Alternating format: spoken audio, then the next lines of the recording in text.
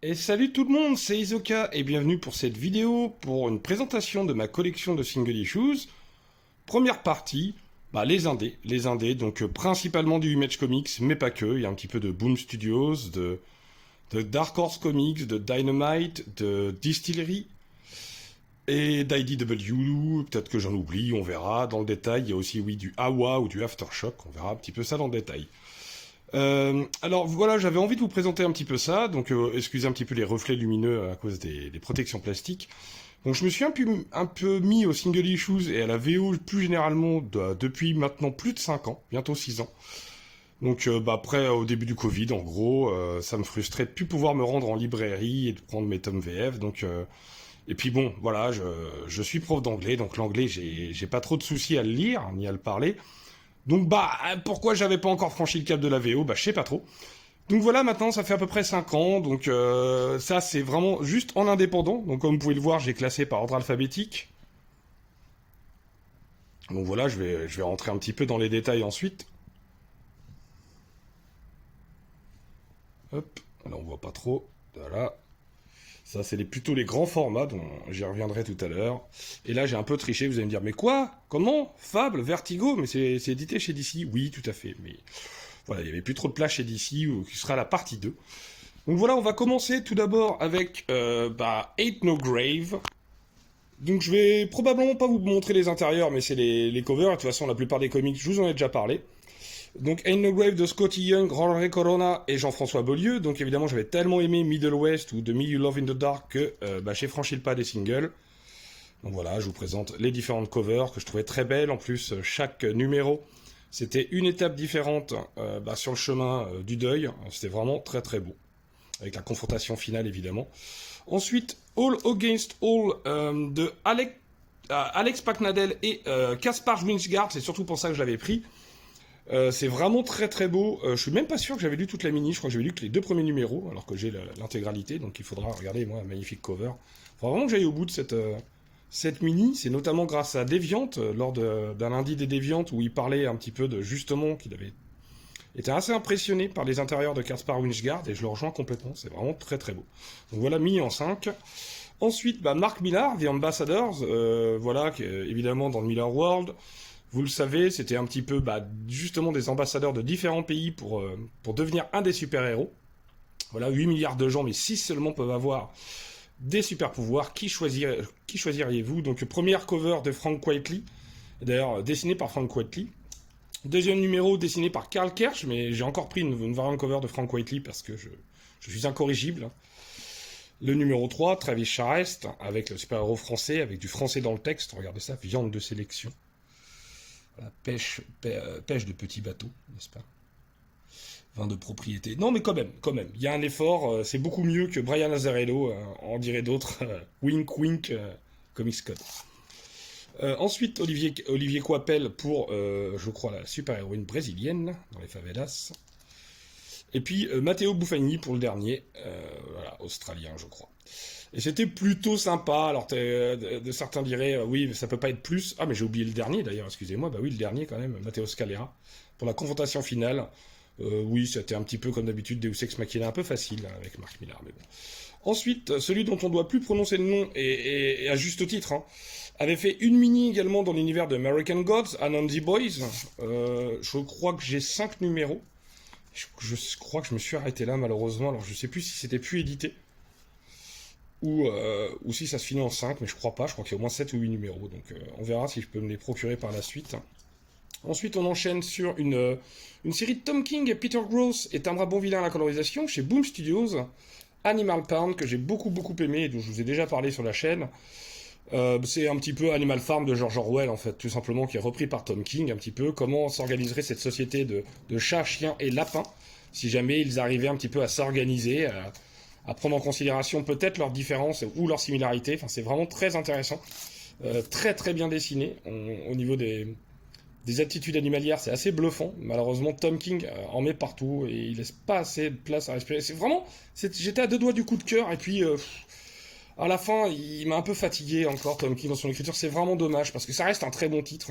Je crois pas qu'il était annoncé encore en VF, Animal Farm, mais j'ai vraiment beaucoup aimé. On passe ensuite à un de mes énormes coups de cœur, je sais plus de quelle année, 2022, 2023 non plutôt je dirais. C'est Arcade Kings de Dylan Burnett, à la fois au scénario et au dessin. C'est vraiment la croisée entre les mangas et les comics, c'est quelque chose que j'aime beaucoup. Allez, je me risque à vous montrer les intérieurs quand même parce que ça vaut le coup.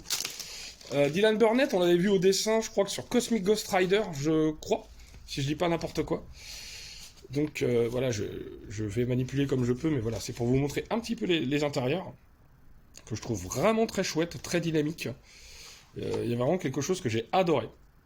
Donc moi j'en avais beaucoup parlé sur les différents chats ou dans des émissions comics de certaines personnes ou d'autres. Mais forcément, ça n'avait pas eu forcément de poids parce que c'est un peu plus de poids quand on peut le montrer en vidéo, etc. Donc regardez-moi avec cette cover. Il y a un côté un peu Daniel Warren Johnson, toute proportion gardée. Mais vraiment entre comics et manga, j'avais adoré. Peut-être le retour d'ailleurs, parce que comme souvent, et ça peut être mon chagrin, à la fin, il y avait une espèce de VN point d'interrogation pour le retour, et j'aimerais vraiment un retour d'Arcade Kings parce que j'ai adoré. Une série ensuite de W. Maxwell Prince, Martin Morazzo, et Mateusz Lopez à colorisation, c'était pas encore Chris Halloran, donc c'est presque l'équipe de Ice Cream Man. D'ailleurs, vous voyez clairement la couverture référence. On en a parlé avec Comics Code et Mindphobia et Neo. Et je crois que non, Nico n'était plus là hier dans un live sur la chaîne de Mindphobia. N'hésitez pas à aller jeter un oeil, c'était vraiment très cool. On a parlé de nos achats, nos lectures et un hommage vibrant à Ozzy Osbourne. Bref, Art Brut, qui était vraiment une mini en 4, qui était vraiment très sympa, de quelqu'un qui voyage entre les tableaux, quelqu'un qu'on appelle dès qu'il y a une anomalie artistique. C'est vraiment très sympa, comme vous pouvez le voir, là les covers sont très cool. D'ailleurs on s'était amusé, toujours pareil, avec l'utilisation du français de certains auteurs américains. Ceci n'est pas une comic book. Donc, mais vraiment très chouette évidemment, magnifique référence à Ceci n'est pas une pipe de René Magritte. J'étais allé voir l'expo avec mon épouse à Bruxelles, c'était vraiment très cool d'ailleurs cette expo René Magritte. Donc voilà, Art Brut que je conseille, qui est vraiment très sympa.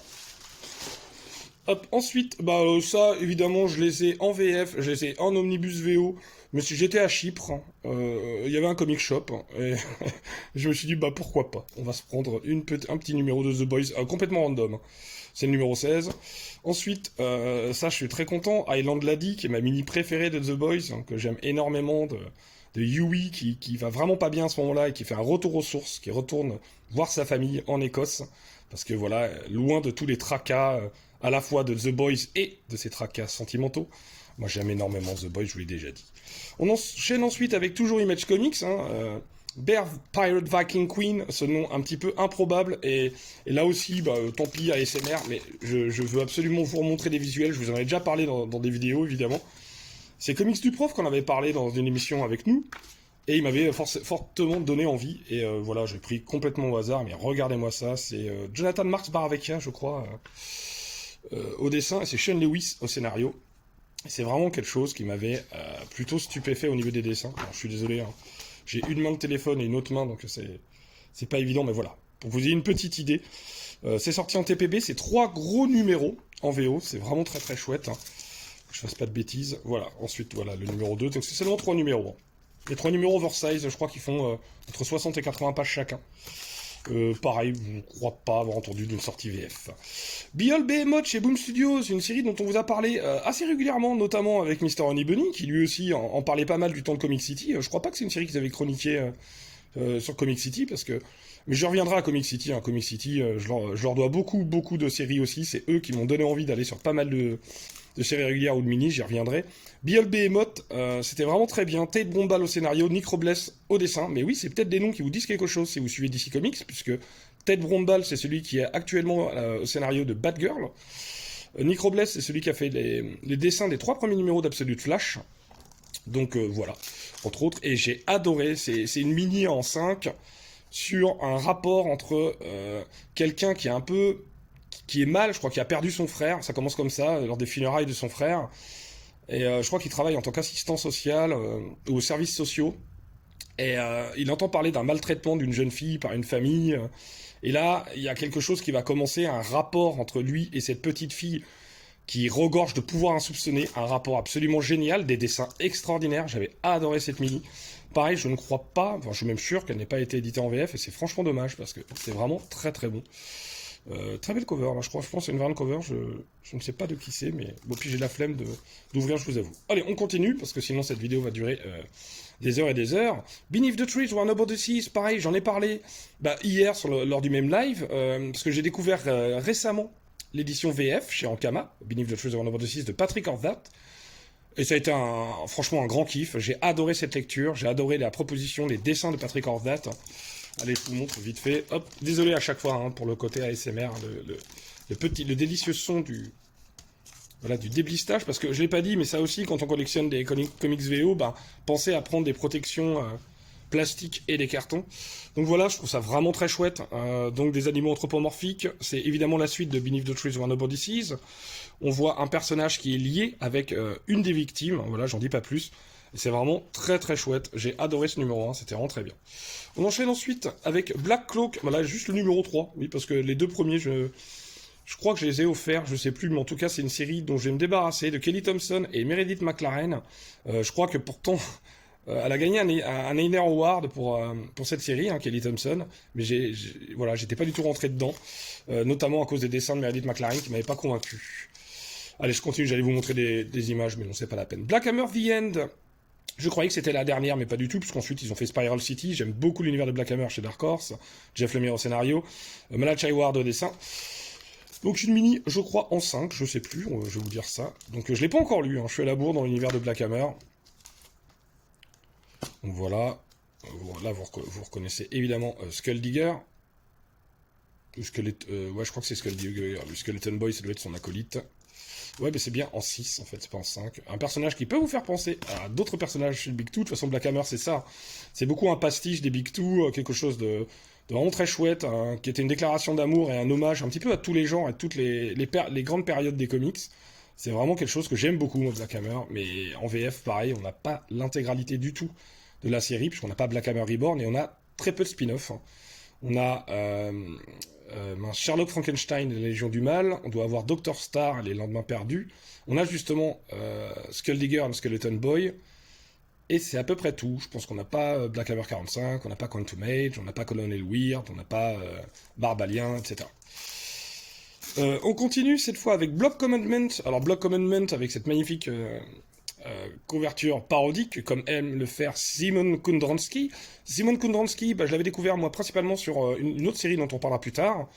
Pareil, qui avait fait des covers assez références comme ça à des affiches de films, des jeux vidéo, des choses comme ça. Donc là, évidemment, vous reconnaissez, j'imagine, The Last of Us.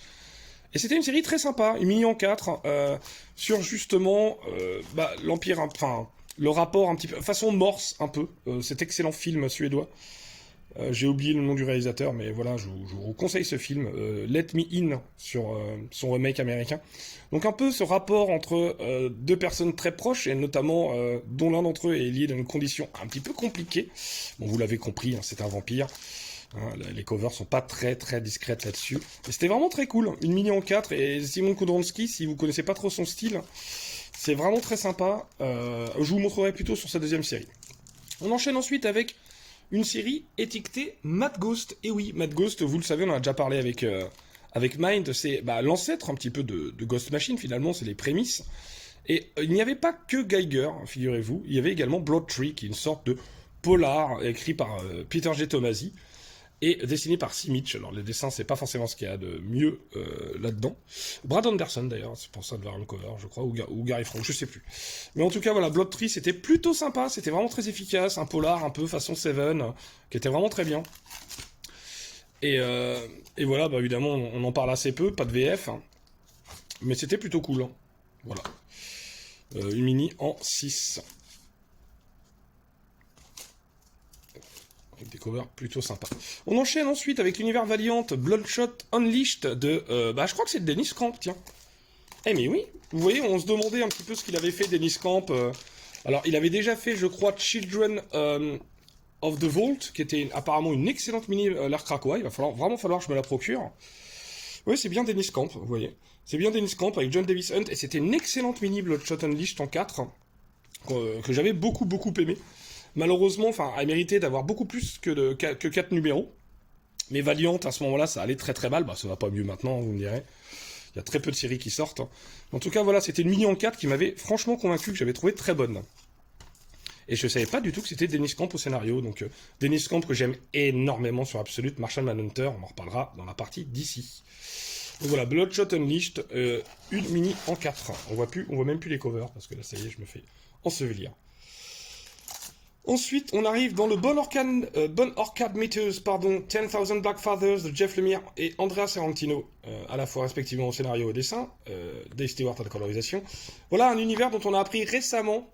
On n'aura pas de Starseed, je crois que c'est la fin de cet univers-là. C'est un peu dommage parce qu'il y avait quand même du potentiel. C'est regrettable. Donc 10,000 Black Fathers que j'avais beaucoup aimé en 5 numéros. Alors évidemment, c'était The Passageway, le passage qui inaugurait un petit peu tout cet univers. On a ensuite Tenement en 10 numéros, ça c'est une variante cover de Christian Ward, me semble-t-il. Et ensuite on a les covers de Sorrentino. Voilà. Donc Tenement c'était vraiment très cool également. J'avais beaucoup aimé, en 10. Ou pareil, il y avait des réponses entre les mini ou les maxi, c'était intéressant, il y avait vraiment un univers avec un très bon potentiel. Bah, malheureusement, comme je disais, the end quoi, c'est fini. On enchaîne avec Briard chez Boom Studios. Alors Briard évidemment qui est sorti en grand format chez Urban. Christopher Cantwell au scénario, Germain Garcia au dessin pour les 4 premiers numéros, puis ensuite c'est Alex Lins. C'était plutôt sympa, voilà, ce côté un petit peu façon fable, conte un peu désenchanté. On peut dire ça comme ça. Donc voilà pour les 4 premiers numéros, comme je vous le disais, Germain Garcia au dessin, puis ensuite on passe à Alex Lins. Je crois qu'après j'ai pris quelques variantes cover, oui, je sais plus qui c'est celle-là. Elle est vraiment très chouette, j'aime beaucoup. Voilà, hop. Et puis, le dernier numéro, ici. Le dernier parce que oui, on ne sait pas si c'est fini, ça pourrait revenir, mais pour l'instant, pas trop de nouvelles. Ensuite, une mini de Jason Aaron au scénario, Mahmoud Asrar au dessin et Matthew Wilson à la colorisation, Bug Wars, dont je vous ai déjà parlé, une sorte de Chérie, j'ai rétréci les gosses ou Arthur et les Minimoys, façon Game of Thrones ou Seigneur des Anneaux. Ça fonctionne hyper bien, ces guerres claniques entre monteurs de différents insectes, scarabées ou fourmis, une famille, malgré eux, là-dedans, qui sont passionnés d'entomologie et d'insectes en général. C'est vraiment très bon. J'aime beaucoup. 5 numéros sortis pour l'instant, il y en aura 6. Mais ce qui est plutôt rassurant, c'est qu'on nous précise Book One. Donc bon, on peut espérer plusieurs livres finalement, donc plusieurs mini qui vont se succéder, ce qui serait plutôt sympa. Voilà, Arachnophobe, abstenez-vous lors du dernier numéro, mais c'était vraiment très cool, du design très chouette, des scènes épiques, Mahmoud Asrar au top. Franchement, je recommande Bug Wars. Je suis quasi sûr que ce sera édité en VF à un moment ou un autre. Ensuite, du Scott Snyder. Je crois que c'était pour les Comixology Originals, RIP Comixology. Je crois que c'était d'abord sorti en numérique, si je dis pas n'importe quoi, et je crois même qu'on a eu la VF de Delcourt avant la sortie, la ressortie ensuite chez Dark Horse. Il s'agit de Clear, avec Francis Manapoul au dessin. J'aimais énormément la proposition graphique, je vais vous montrer, parce que vraiment les dessins, je les avais trouvés top. Et la série, certains vont me dire, comme d'habitude avec Snyder, c'est bien pendant 2 tiers. C'est-à-dire qu'il y a 2 numéros que j'avais vraiment trouvé excellents. Les 2 premiers numéros, puis après le 3e, ça retombe un petit peu comme un soufflet, c'est-à-dire il y a un Deus Ex Machina un peu bidon et inutile. Non seulement il est prévisible, mais en plus il est plutôt inutile, donc j'avais été assez déçu là-dessus. Mais sinon, Clear, c'est vraiment très beau. J'avais beaucoup aimé la proposition de Manapoul notamment, même si Snyder avait du mal à finir son récit, comme d'habitude diront les mauvaises langues. On enchaîne avec Simon Spurrier et Charlie Adlard sur Dan the Mall. Dan the Mall, je crois que chez Boom Studios également, qui a été édité chez Delcourt en 2 tomes. Donc j'avais pris quasiment que des variantes cover, donc je me rappelle plus du tout des artistes, je vous avoue, à part quelques covers où c'était identifiable. Non, je ne reconnais pas. Ça c'est Charlie Adlard, c'est la régulière. Ça c'est Dan Mora. Voilà, donc là on le reconnaît, magnifique. Dan Mora qui faisait souvent des covers pour Boom Studios, puisque il a pas mal bossé sur Power Rangers chez eux. Ça c'est Charlie Adlard toujours. D'autres variantes, je sais plus combien il y en avait eu, 12 je crois. Je crois que c'était 12 numéros Dan the Mall. J'avais adoré un petit peu le Hellblazer de Simon Spurrier entre ces 2 runs chez DC. Donc vraiment, j'avais adoré cette maxi, on va dire. J'ai vraiment adoré. Ensuite, Zach Kaplan, et je sais plus comment son prénom chez Anne, Chris peut-être, je sais plus du tout. Dark Empty Void chez Matt Cave, alors ça c'est une recommandation de Mind, et franchement merci Mind, c'est une excellente reco, j'ai trouvé ça vraiment très bon. Alors j'ai que les 2 premiers numéros, mais j'ai commandé 3, 4 et 5. Pour en dire plus, c'est sur une femme un petit peu désabusée qui sort d'une déception sentimentale, et on va l'appeler parce que c'est une sorte de grande communicante, de grande psychologue, c'est une prof parmi les psychologues, et on veut essayer on a besoin d'elle pour comprendre un petit peu une autre forme peut-être une autre forme d'existence. Enfin, c'est assez intéressant, c'était vraiment très bien. J'ai lu que 2, comme je vous le disais, mais c'était vraiment très bien. Je vous propose ensuite Dark Ride, parce que j'avais adoré donc de Joshua Williamson, André Bressan au dessin et Adriano Lucas à la colorisation. La même équipe à laquelle on doit Birthright, que j'ai beaucoup aimé. Et du coup, Dark Ride, j'y suis allé en single, 12 numéros. C'est une série horrifique dans un parc d'attraction. On va suivre une famille qui tient ce parc d'attraction. On va suivre un autre personnage qui va vouloir enquêter sur son frère disparu.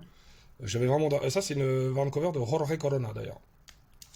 J'avais vraiment adoré cette maxi. Il y avait des variant covers dingues de Skybound de façon Disney, un petit peu horrifique.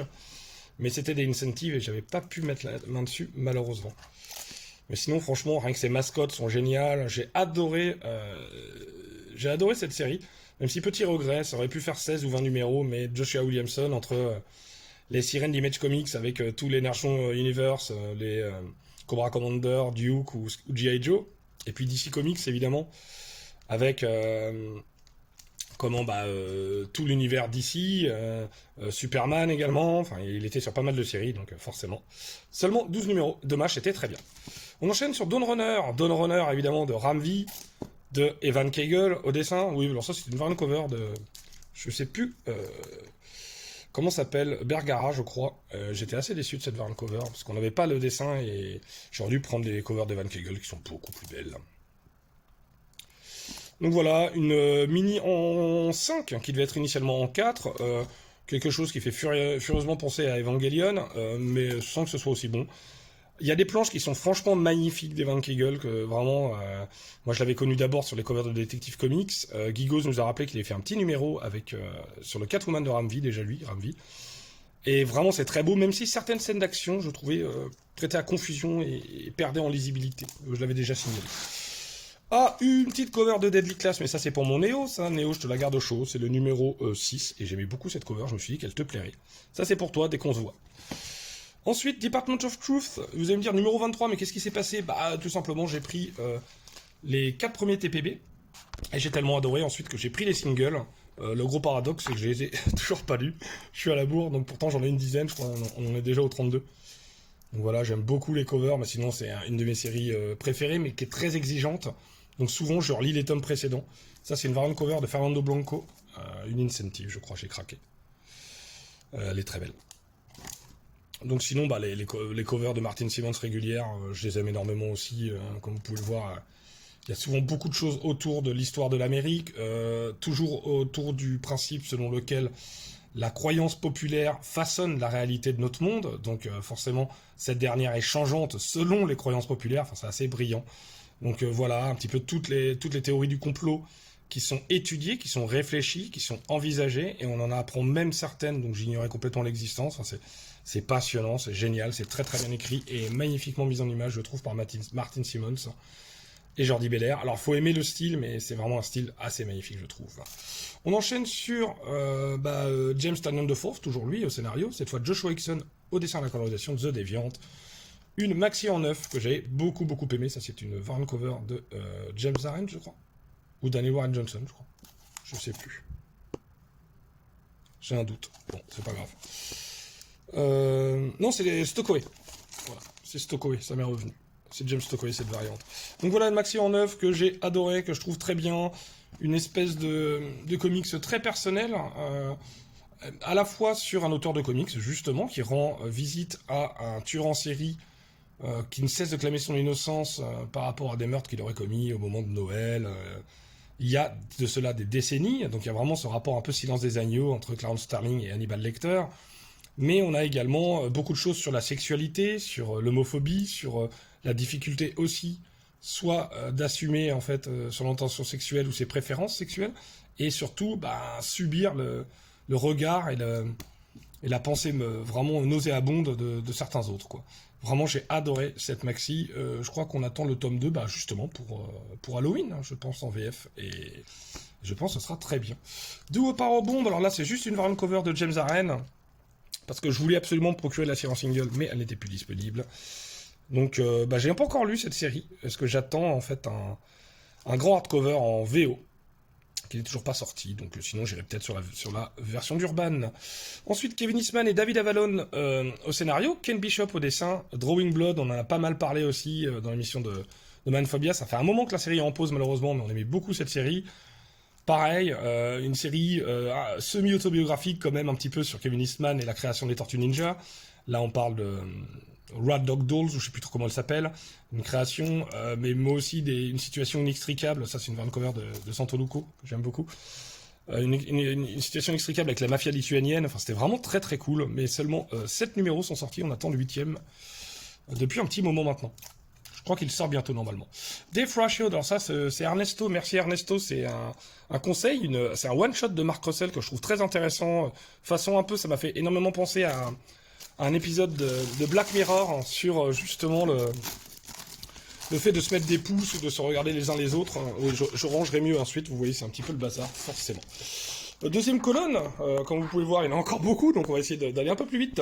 8 Billion Genies, donc j'en parlais tout à l'heure de Comic City, merci énormément à Steve de Comic City, sans qui je n'aurais pas eu connaissance de l'existence de cette série. Charles Soule au scénario, Ryan Brown au dessin et la colorisation. Alors c'est l'équipe à qui on devait déjà Curse Words, que voilà, j'ai acheté le hardcover depuis. Alors ça c'est le second ou même third printing. Donc oui voilà, vous voyez écrit third printing, donc troisième impression. Donc j'ai loupé les premières impressions de 8 Billion Genies, mais ça a tellement eu de succès, cette maxi en 8, sur justement l'irruption de génies qui arrivent sur Terre. Chaque habitant de la Terre a un génie qui lui est attribué.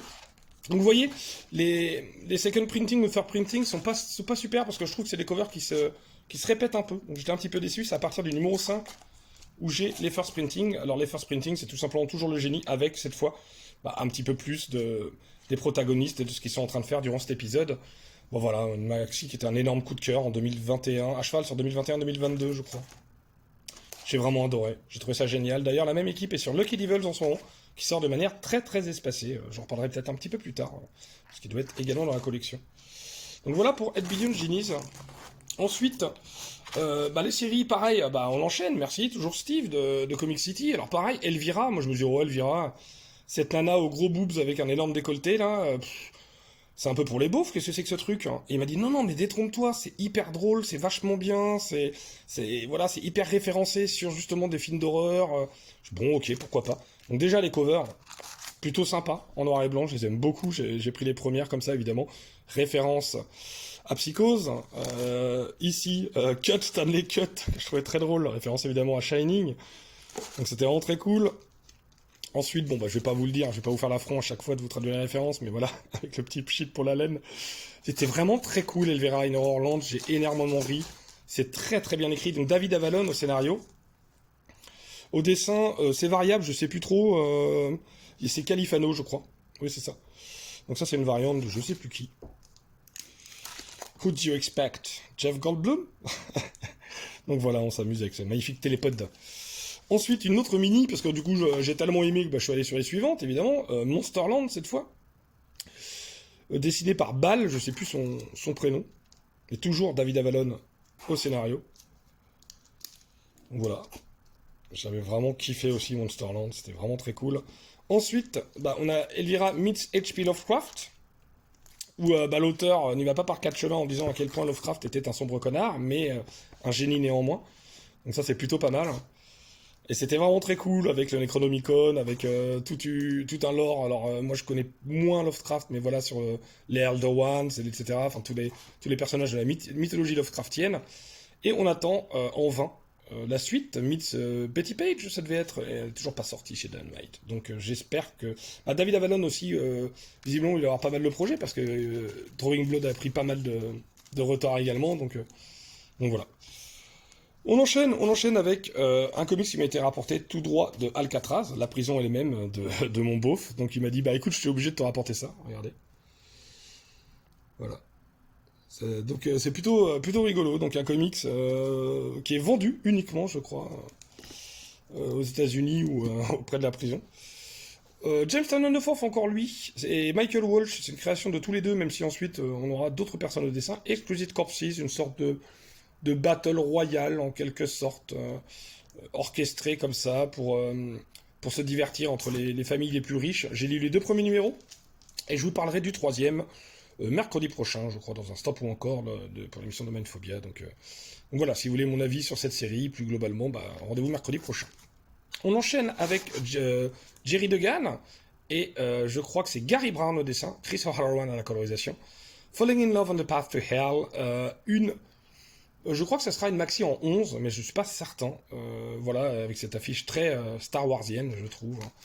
Mais incroyable, ce Gary Brown au dessin. Et il faut que je vous montre quand même ça aussi, parce que c'est vraiment très beau. Il y a un côté très franco-belge, presque Jean Giraud, je trouve. Avec tout le respect que je dois à Jean Giraud, hein, je dirais pas que forcément il a son talent, mais c'est vraiment très beau. Je peux vous montrer, voilà, par exemple, quelques planches. J'ai vraiment trouvé ça très beau, et c'est vraiment une excellente maxi, une relation entre un samouraï et puis une espèce de samouraï japonaise, deux personnes qui viennent de deux bouts du monde opposés, qui se retrouvent dans une espèce de île maléfique en guise de pénitence éternelle. Enfin, c'est assez passionnant. C'est vraiment très très bon, je crois. 8 numéros sortis jusqu'ici. Je crois qu'il manque le 8ème d'ailleurs, il faut que je le commande. Oui, c'est ça. Moi j'ai lu jusqu'au 7, mais j'ai pas encore le 8ème. On enchaîne avec un Free Comic Book Day, Fish Flies, donc les éphémères, qui est sorti en VF chez Futuropolis, je crois. J'ai pas lu encore, et il faudrait que je franchisse le pas, on en parlait hier, je n'ai jamais lu de comics dessinés par Jeff Lemire. Ça va pas du tout. On enchaîne avec From the Creators of Stray Dogs, on y reviendra un petit peu plus tard. Effectivement, j'ai quelques singles de Stray Dogs, mais je ne les ai pas tous. C'est Feral évidemment, de Tony Flix, Trish Fossner et Ton Rodriguez. Donc voilà, une série féline que je trouve très très sympa. Une sorte de Walking Dead avec des chats. Ou pareil, il y a eu pas mal de variantes cover façon affiche de film que je trouvais très cool. Donc on en est déjà, je sais plus, 15 numéros je crois. Je vais vous dire ça. Même si, les deux derniers doivent être sur ma palle. Vous verrez ça, il n'y a peut-être pas les deux derniers là. Parce qu'effectivement, j'ai les deux derniers à lire. Donc vraiment, j'avais beaucoup aimé. Comme vous pouvez le voir, il y a des covers vraiment très sympas en plus. Sur, voilà, toute la forêt et toutes les habitations sont mises en quarantaine parce que n'importe quel animal devient un danger mortel. Donc c'était vraiment très bien. Ouais, c'est ça. Les 14 et 15 sont sur ma palle, donc j'ai oublié de les ranger. Désolé pour ce petit affront, mais sachez que c'est très très bien. Ensuite, Grimm. Alors, pareil, c'est ce que je vous disais tout à l'heure, comme pour Department of Truth ou quelques autres séries. Parfois, j'ai d'abord commencé par prendre le TPB, puis ensuite, je suis allé sur les singles Grimm. Alors, pareil, je crois qu'il m'en manque quelques-uns. Je suis très à la bourre, j'étais allé jusqu'au 9, voilà. Le 9, c'est le dernier que j'avais lu, ensuite, je les prenais, mais je les lisais pas. Et parfois, quand on continue de prendre des séries sans les lire, alors c'est pas le cas de beaucoup de séries, vous allez voir, mes séries en single, je les lis quasiment toutes. Mais le problème, c'est qu'après, on sait plus trop où on en est. Et voilà, vous voyez, par exemple, il me manque le 20. Je crois qu'il y a aussi le 22 ou le 23 qui sont sortis, donc ça va pas du tout. Ensuite, une série de Rick Remender, dont j'avais lu le numéro 1, et Brett Posen aussi au scénario, et Brett Parson au dessin. Il s'agit de Grommets qui revient un petit peu plus sur, on a l'impression, plutôt l'enfance de Remender, les années 80, son amour pour le skate, une relation conflictuelle, mi-pote, mi-compliquée avec le père. J'avais beaucoup aimé, c'est une mini en 7. Il faudra absolument que je la lise et que je vous en parle. Voilà, donc avec des dessins très, très criards, avec une colo très sympa. Enfin, franchement, j'avais franchement aimé ce numéro 1. Avec quelque chose qui l'arrivait un petit peu étonnant. Voilà, il y avait ce côté quand même un petit peu étonnant. On se demandait ce que ça venait faire là. Donc on ne sait pas du tout si c'était une incursion fantastique, mais qui allait rien à voir avec la suite de la mini, ou si c'était vraiment un petit délire à côté de voilà, ce retour dans le passé, dans le quotidien des années 80 et l'époque américaine réganienne. Ouais, rien que d'en parler là, vous voyez, j'ai très très envie d'y retourner et de vous parler de cette maxi en 7 de Rick Remender. On enchaîne avec Matt Kindt Hairball, voilà, scénarisé et dessiné par ce même Matt Kindt. Alors faut que je vous montre un petit peu, parce que Matt Kindt c'est spécial, on est d'accord, tout le monde n'aime pas. Mais j'ai trouvé que cette mini en 4 était absolument géniale. C'est, voilà, si jamais... il y a tout ce côté un petit peu déification du chat. Mythologique presque, d'où viennent les chats. Ce côté un petit peu comme quelqu'un qui viendrait hanter, surtout les personnes qui en ont peur. Alors vous voyez, Matt Kindt, c'est pour ça, c'est ce que je disais, j'arrive à lire du Matt Kindt, alors que je dis que je suis réfractaire à du Jeff Lemire, ce qui est un petit peu paradoxal. Mais voilà, vraiment, il y a un côté assez horrifique, assez terrible pour quiconque a un petit peu peur des chats. C'est clairement une mini que je ferai jamais lire à ma femme, parce que ma femme, elle tolère nos deux chats, mais Mais voilà, elle s'est fait griffer par un chat un peu fou dans sa jeunesse, et du coup, ça l'a un petit peu calmé et vacciné pour le reste. Donc c'était vraiment très sympa, si ce n'est le prix, hein, 5,99, alors que c'était des épisodes à pagination classique. Je me rappelle, ça m'avait un peu énervé. Donc voilà, c'est vraiment plutôt chouette. Airball, c'était très cool. On enchaîne ensuite avec une mini de Tom King, où j'avais lu les 2 premiers numéros, dessinés par Bill Quisevely. Je crois d'ailleurs, je me demande s'ils n'étaient pas nominés aux Eisner, mais ils ne l'ont pas eu. Hélène de Windorn, là je vous présente une variant cover de Elsa Chartier. Et derrière, j'ai mis une variant cover de Clayman. Ouais, parce que j'arrivais pas à me décider. Mais c'est vraiment, regardez-moi ça, même pour le numéro 2, j'en ai pris 2. C'est la même, sauf que celle-là, les foils, n'importe quoi. Et c'est vraiment très très beau. Je trouvais ça plutôt intéressant. Une jeune fille qui est en plein deuil, qui tombe complètement dans l'alcoolisme, et qui retourne un petit peu dans le château de son grand-père, parce que voilà, elle est endeuillée de la perte de son père, et son grand-père, c'est un grand aventurier qui a fait plein d'écrits, plein de romans, et elle est un petit peu dans l'ombre de ce grand-père avec qui elle va progressivement se rapprocher sous univers de fantastique progressif. Enfin, c'était vraiment plutôt intriguant, mais pas suffisamment pour que je lise la suite avec précipitation. Donc j'ai pris la suite, hein, mais je l'ai pas encore lu. Comme vous pouvez le voir, les covers de Bill Quisevely, c'est vraiment superbe. Ils ont fait évidemment Supergirl Woman of Tomorrow ensemble, que je n'ai pas encore lu. Donc voilà, une mini en 6. Bah voilà, qu'il faudrait aussi que je lise, que je termine plutôt, et que voilà, et que je vous en dise quoi, ce que j'en pense quand même, ce serait bien. Ensuite, Hello Darkness, alors clairement quelque chose où j'ai pris le numéro 1, parce que, par la cover, mais c'est une anthologie. Et il y avait une partie de récit de Garth Ennis qui va ressortir sous The War, mais en fait ça avait été déjà sorti dans Hello Darkness. Bah j'avais pas franchement aimé, en plus je trouve que The War n'avait rien à faire dans cette anthologie horrifique. Et j'avais trouvé 1 ou 2 récits qui étaient pas mal, mais voilà, bon bah ça reste de l'anthologie, donc à boire et à manger. Héritage du copain Mathieu Tellet, qui m'a en plus fait une petite dédicace, je crois. Donc forcément, ça fait plaisir.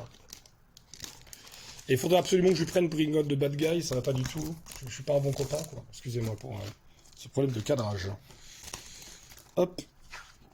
Donc voilà. Cool. Et j'ai adoré, j'ai trouvé ça vachement bien. On avait fait une review, pareil, dans l'encre de bulle spéciale en sa présence. C'est jamais quelque chose que je trouve, c'est toujours quelque chose que je trouve très délicat de faire la review en présence de la personne qui l'a écrit. Mais c'est vraiment très cool, hein. J'ai trouvé ça très beau, dessiné par Nathalie Anastasia. Vraiment très très bien ce héritage, donc il faudra clairement que j'aille sur la suite. On continue avec X-Ware. X-Ware, c'est une mini que j'avais trouvé vraiment pas mal de Team Silly. Ça doit être une variante cover de Mirka Andolfo, je crois. Donc un petit peu une sorte de intelligence artificielle. On est dans un monde futuriste, une espèce d'assistante robot qu'on accuse du meurtre et de la perte d'un membre de la famille, d'une famille assez riche. De mémoire, ça fait longtemps que j'ai lu cette mini, j'ai vraiment trouvé ça très cool. Et en fait, on va voir que cette intelligence artificielle, ça va être plus être une aide pour la famille face aux menaces qui se profilent, plutôt que la cause de leur destruction. J'avais trouvé ça vraiment très cool. Je sais plus qui est au dessin. Voilà, écoutez, Scotto ou Lavina, je ne sais pas. Un petit peu la flemme de rouvrir là, parce que je me rends compte qu'on est déjà à près de 40 minutes de vidéo et qu'on a fait à peine la moitié, donc il faudrait que je m'affole. Ensuite, ça j'en ai parlé, un de mes coups de cœur de l'année, tout simplement, Ice Cream Man Decompression in a Wake. Donc ça reprend les numéros 39 et 40 de Ice Cream Man. A two-part showcase, comme c'est expliqué ici, c'est l'art de la décompression, montrer un accident de la route, donc quelque chose qui s'opère en quelques secondes terribles et meurtrières, mais en 48 pages ici, j'ai trouvé que c'était absolument brillant, absolument génial. Donc ils ont sorti ça dans une édition de luxe qui reprend les 2 numéros, à 7,99, donc pas de cadeau de ce côté-là. Un autre numéro d'Ice Cream Man que j'ai pris, c'est le One Page Horror Stories, je trouve qu'il s'appliquait très bien au single issues. De toute façon, là aussi, merci à Comic City, parce que c'est eux qui ont parlé d'Ice Cream Man depuis le début, hein, Steve, c'est vraiment il l'avait adoré dès le départ, et vraiment, c'est un des comics qui se prête le plus au single issue, on va y revenir, parce que, voilà, je vous ai présenté déjà Art Brut, mais il y a une autre mini en 6, ou en 7, je sais plus, mais que j'avais beaucoup aimé, sur un principe très intéressant. Il y a pas mal de gimmicks dont j'en ai parlé, avec notamment le jeu de cartes à venir, qui me hype énormément, Ice Cream Man, j'aime beaucoup. Je les ai en Deluxe Editions, donc l'équivalent des Deluxe, des Sunday Edition, pardon, l'équivalent de Grand Deluxe, 12 numéros par tome, mais voilà, de temps en temps je prends un single quand même. On arrive au segment I Hate Fairyland. Alors les 20 premiers numéros, scénarisés et dessinés par Scotty Young, je les ai chez Urban. Mais là, il s'agit, toujours scénarisé par Scotty Young, dessiné par Brett Bean. Donc j'ai pris beaucoup de variantes cover irrévérencieuses, hein, Fat Fairyland. C'est pas seulement le titre qui change, l'illustration aussi. C'était pas forcément la même. Bah, j'en ai souvent parlé. J'adore cette série, je la trouve drôle, je la trouve décalée. Ça m'amuse beaucoup. Je veux dire, Scotty Young s'éclate avec le multivers, avec les références cinématographiques. Justement, l'industrie du cinéma qui prend très lourd à un moment ou à un autre. Ça tranche, c'est drôle, c'est voilà, bah, c'est celui-là, hein, le fameux épisode où, bah oui, forcément, Scotty Young qui s'auto-parodie un petit peu, comme souvent. Donc on en est à 2 fois 20 plus 2, donc bien 42 numéros, parce que là c'est les 20 numéros de la deuxième série, puisque la première série, comme je vous le disais, je l'ai en VF, hein, avec le Happy Endgame pour le dernier arc, qui était vraiment très cool. Le Free Comic Book Day, où là en gros on revient un petit peu sur toute l'histoire de I Hate Fairyland, et on nous présente Derek Loffman, qui arrive justement, juste après, pour le 41e, avec comme vous pouvez le voir ici, First, mais en fait 41st. On s'amuse aussi parce qu'on nous explique, bah oui, le numéro 21, c'est maintenant le numéro 41, parce que bah, un relaunch, ça se vend beaucoup mieux avec un numéro 1. Mais maintenant, je veux aussi flex parce qu'on a des numéros avec des numéros Legacy, mais oui, 41. Voilà, bref, ça s'amuse évidemment et ça se moque de l'industrie du comics. Avec cette magnifique, j'en ai parlé hier de ce numéro 42, évidemment, toute ressemblance avec un personnage fictif existant est tout à fait volontaire, et cette licorne légèrement déformée nous fait un magnifique personnage tout droit issu de Mike Mignola et Dark Horse. Magnifique. Untold Tales of I Hate Fairyland, alors là c'est des dessinateurs invités, il y a eu un petit peu de tout le monde. Pareil, flemme de le déblister, mais voilà, je crois pas que ça sortira pas en VF, hein, je pense pas. Donc je crois qu'il y a eu 5 numéros, c'était plutôt rigolo, des récits très courts, hein, avec, comme je vous le disais, pas mal de dessinateurs différents. On a du Gabriel Ba, on a du Rory Corona, on a pas mal de monde, mais c'est quand même plutôt anecdotique à réserver aux fans hardcore. Fan hardcore que je suis de I Have Skull Crusher chez Boom Studios, dans le label Boombox, ça j'en ai pas mal parlé aussi sur la chaîne de Mindphobia et notamment aussi sur ma chaîne. Scénarisé par Josie Campbell, Alessio Zono je crois au dessin, et Andrel De Santiago à la colorisation. Alors pareil, un comics à la croisée du genre entre comics et manga justement, façon un petit peu à Arcade King, dont je vous ai parlé tout à l'heure. Donc là je vais vous montrer quelques planches que vraiment j'aime beaucoup. Je trouve qu'il y a beaucoup de dynamisme dans le trait, il y a beaucoup d'humour et en même temps des enjeux hyper intéressants. Oh, j'ai failli montrer le cliff sans faire exprès. Vraiment, j'adore cette série. Cette série qui va compter, je crois, 10 épisodes. Là, j'en ai 9. Le 10e est sorti. Et je l'ai commandé. Donc voilà. Je n'ai pas encore lu le 9. Hein, j'en ai lu 8. Mais j'avais vraiment, j'adore cette série. Au début, ça devait être une mini en 6. Donc j'étais ravi qu'elle s'agrandisse en 10. Alors un petit peu comme j'en ai parlé il n'y a pas longtemps d'une autre mini qui s'est agrandie en 10 chez Boom Studios, dont je vous reparlerai tout à l'heure, mais ça se sent quand même, le fait que ce soit rallongé de manière un peu artificielle, et c'est dommage. Ensuite, The Infernals, Ryan Parrott au scénario, Noah Gardner, qui co-scénarise, Noah Gardner et Ryan Parrott, et je crois que c'est John Pearson, oui c'est même sûr, au dessin, j'avais beaucoup aimé. Donc une mini en 5 je crois, alors je sais plus si elle est terminée ou si elle est en pause. Je vous avoue, j'ai lu ça il y a longtemps. Et j'avais beaucoup aimé. Ensuite, Junk Rabbit, Jimmy Robinson.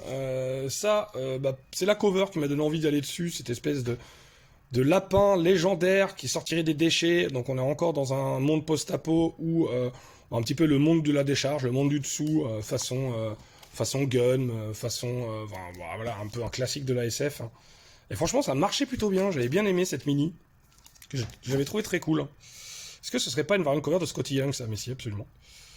Vous voyez, dès qu'il y a Scotty Young qui fait une variant cover, de toute façon, je la prends. J'ai beaucoup aimé cette cover façon Playboy, j'ai trouvé génial. Je trouvais ça très bon.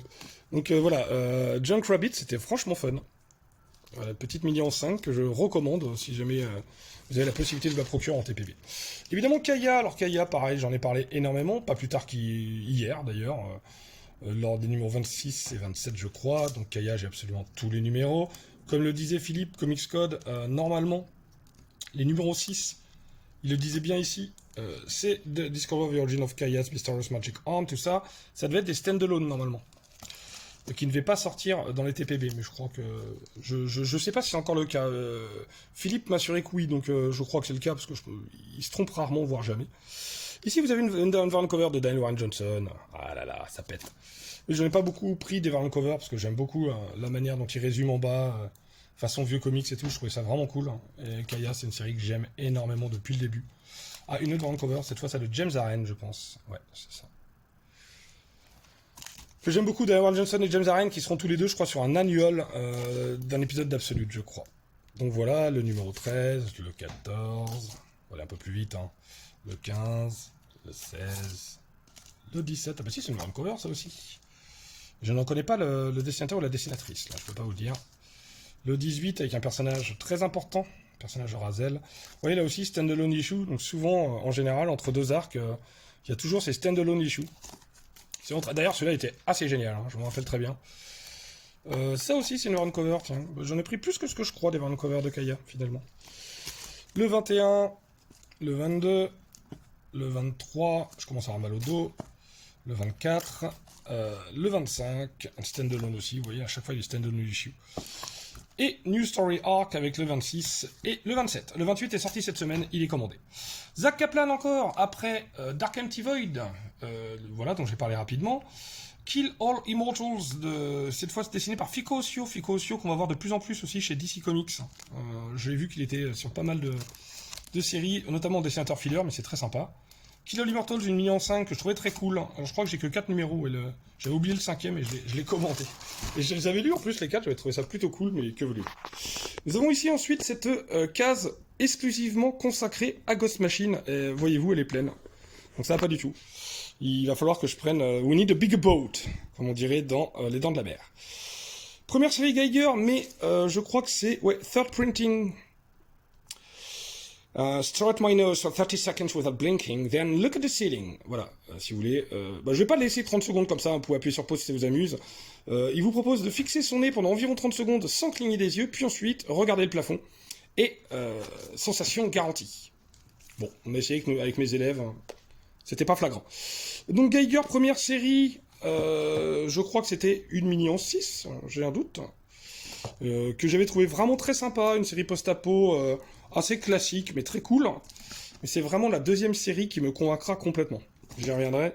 Donc voilà, variant cover pour ce 6ème numéro. On nous montre un petit peu justement cette espèce de New Vegas qui est très cool, et dont il est beaucoup plus question dans ce justement 81 80 Page Giant Geiger, donc avec Milky Way, Coldbeard, Safari Bob, on nous parle de, également, très importante, cette personne-là, dont on parlera un petit peu plus tard. Voilà, l'origine secrète de Barney, ce chien à 2 têtes extraordinaire, on voit Junkyard Joe, enfin, il y a pas mal de trucs, et en VO, ce single-là vaut une fortune, je crois qu'il vaut 25 ou 30 $, parce que, enfin, avec spéculation évidemment, parce que sinon il vaut 7,99 $, hein. Mais parce qu'il est introuvable, évidemment, et il ne figure pas dans le TPB américain, ce qui est complètement idiot, ce qui est franchement dommage. Au moins, Urban, eux, ont eu la bonne idée de l'intégrer. Junkyard Joe ensuite, j'ai pris pas mal de variant cover, mais je crois que c'est Gary Frank aussi qui proposait des variant cover. Celle-là, je la trouve géniale. Junkyard Joe million 6, que j'ai adoré, que j'aime beaucoup. Qui revient sur la guerre du Vietnam, sur justement cette espèce de robot qu'on craint, parce qu'on se dit il va nous remplacer, donc il y a vraiment quelque chose un peu dans l'air du temps. Finalement, un robot qui est plutôt bien intentionné et bienveillant, et qui a des émotions, attention, une IA avec des émotions, est-ce que ça pourrait provoquer la fin de l'humanité?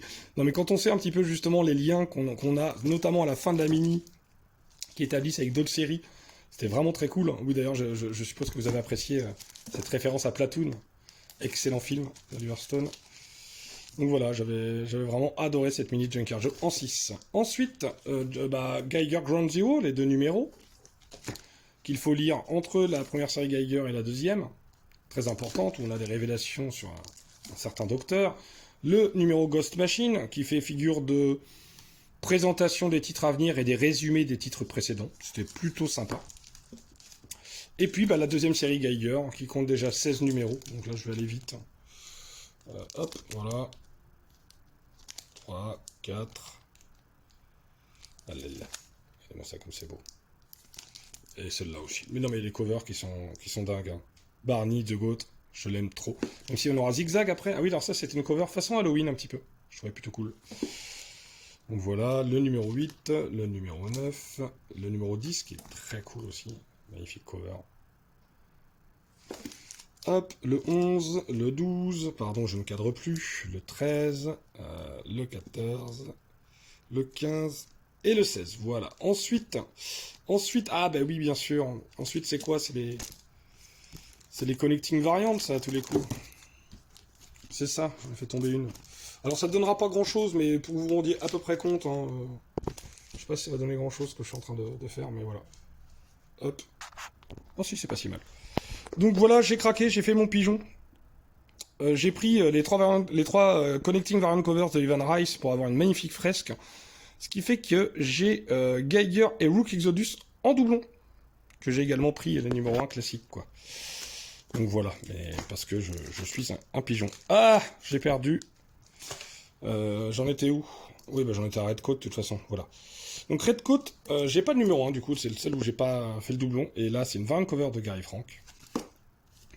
Sinon, j'ai quasiment pris que les variantes, les covers originales de Brian Hitch. Donc Jeff Jones, Brian Hitch, je le rappelle. Ah, une variant cover de Gary Frank, j'en ai quand même quelques-unes. Et après, ils ont fait des wraparound. Alors les wraparound, là, je ne résiste pas, j'étais obligé. Le numéro 7, un numéro incroyable, poignant, qui m'a beaucoup plu. Ensuite, on a le numéro 8 et le numéro 9, qui sont pour moi deux merveilles aussi de one-shot. Vraiment génial. Ah, une petite variant cover de Mark Buckingham, parce que je trouvais qu'il y avait un effet fable un peu, que je trouvais très cool. Bah, j'adore Redcoat. Franchement, c'était pas gagné au départ. Je pensais que ça allait être un personnage à la Jack of Fable insupportable. Ah, l'apparition de Northerner, Introducing the Northerner. Il y a plein de choses comme ça qui sont top, quoi. Donc on sent bien qu'on nous a introduit plusieurs personnages. Que je crois que c'est aussi dans Redcoat où on va sans doute nous introduire au personnage de First Ghost. Donc vraiment très cool. Ensuite, Rook Exodus, évidemment. Je crois que j'ai pris que les covers originales parce qu'elles étaient superbes. Bah, Jason Fabok, toujours Jeff Jones au scénario. Jason Fabok, ça vaut surtout pour ses dessins. Le scénario est très bien, mais plutôt classique, hein, très blockbuster. Mais vraiment, c'est vraiment très cool. Comme je disais, je m'amuse à le dire, une espèce de comics à la croisée des chemins entre Mask et Senseiya pour les plus vieux. Mais en gros, non, ça fonctionne hyper bien. Les designs sont top. C'est franchement cool. Seule série de Ghost Machine où j'irai pas jusqu'au bout et j'en ai lu qu'un numéro, j'ai pas été convaincu, même si j'adore cette variant cover d'Ivan Rice. C'est Hornsby and Hollow. Voilà, de deux enfants un petit peu croisés entre le paradis et l'enfer qui vont vivre sur Terre. L'enfant issu du paradis qui va aller dans une famille mal intentionnée, cruelle et méchante. Celui qui est issu des enfers, lui, va plutôt être dans une famille aimante et bien intentionnée. Bon, ok. Et ces enfants vont découvrir des pouvoirs naissants. Ouais, bon, pas convaincu. High Street, beaucoup plus convaincant selon moi. Jeff Jones et Ivan Rice, ça c'est une variant cover de Gary Frank, encore une. On a eu assez rapidement le one-shot Divor, alors ça c'est le second printing. C'est la même cover sauf qu'elle est toute jaune. It Happened on High Street, donc un excellent one-shot que je trouve très intéressant, dont j'ai déjà parlé sur la chaîne. High Street que j'adore, voilà cette espèce de carrefour horrifique où normalement si vous pénétrez dans cette rue, c'est que vous avez beaucoup de choses à vous reprocher.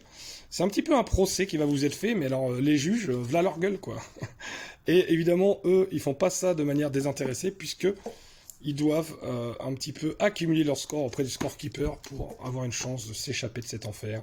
J'ai pas encore lu le 7, hein.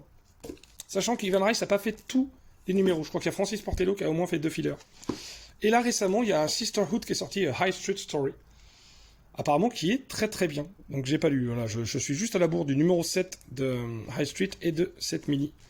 Je sais plus si c'est en 4 ou en 6. Rocket Feathers de Peter J. Tomasi et Francis Manapoul, que j'aime beaucoup, un petit peu les Fantastic Four de l'univers Ghost Machine, dans le label Family Odyssey, ce n'est pas The Unnamed d'ici. Même si ce numéro 2, qui aura peut-être fait couler pas mal d'encre pour les fans de Ghost Machine,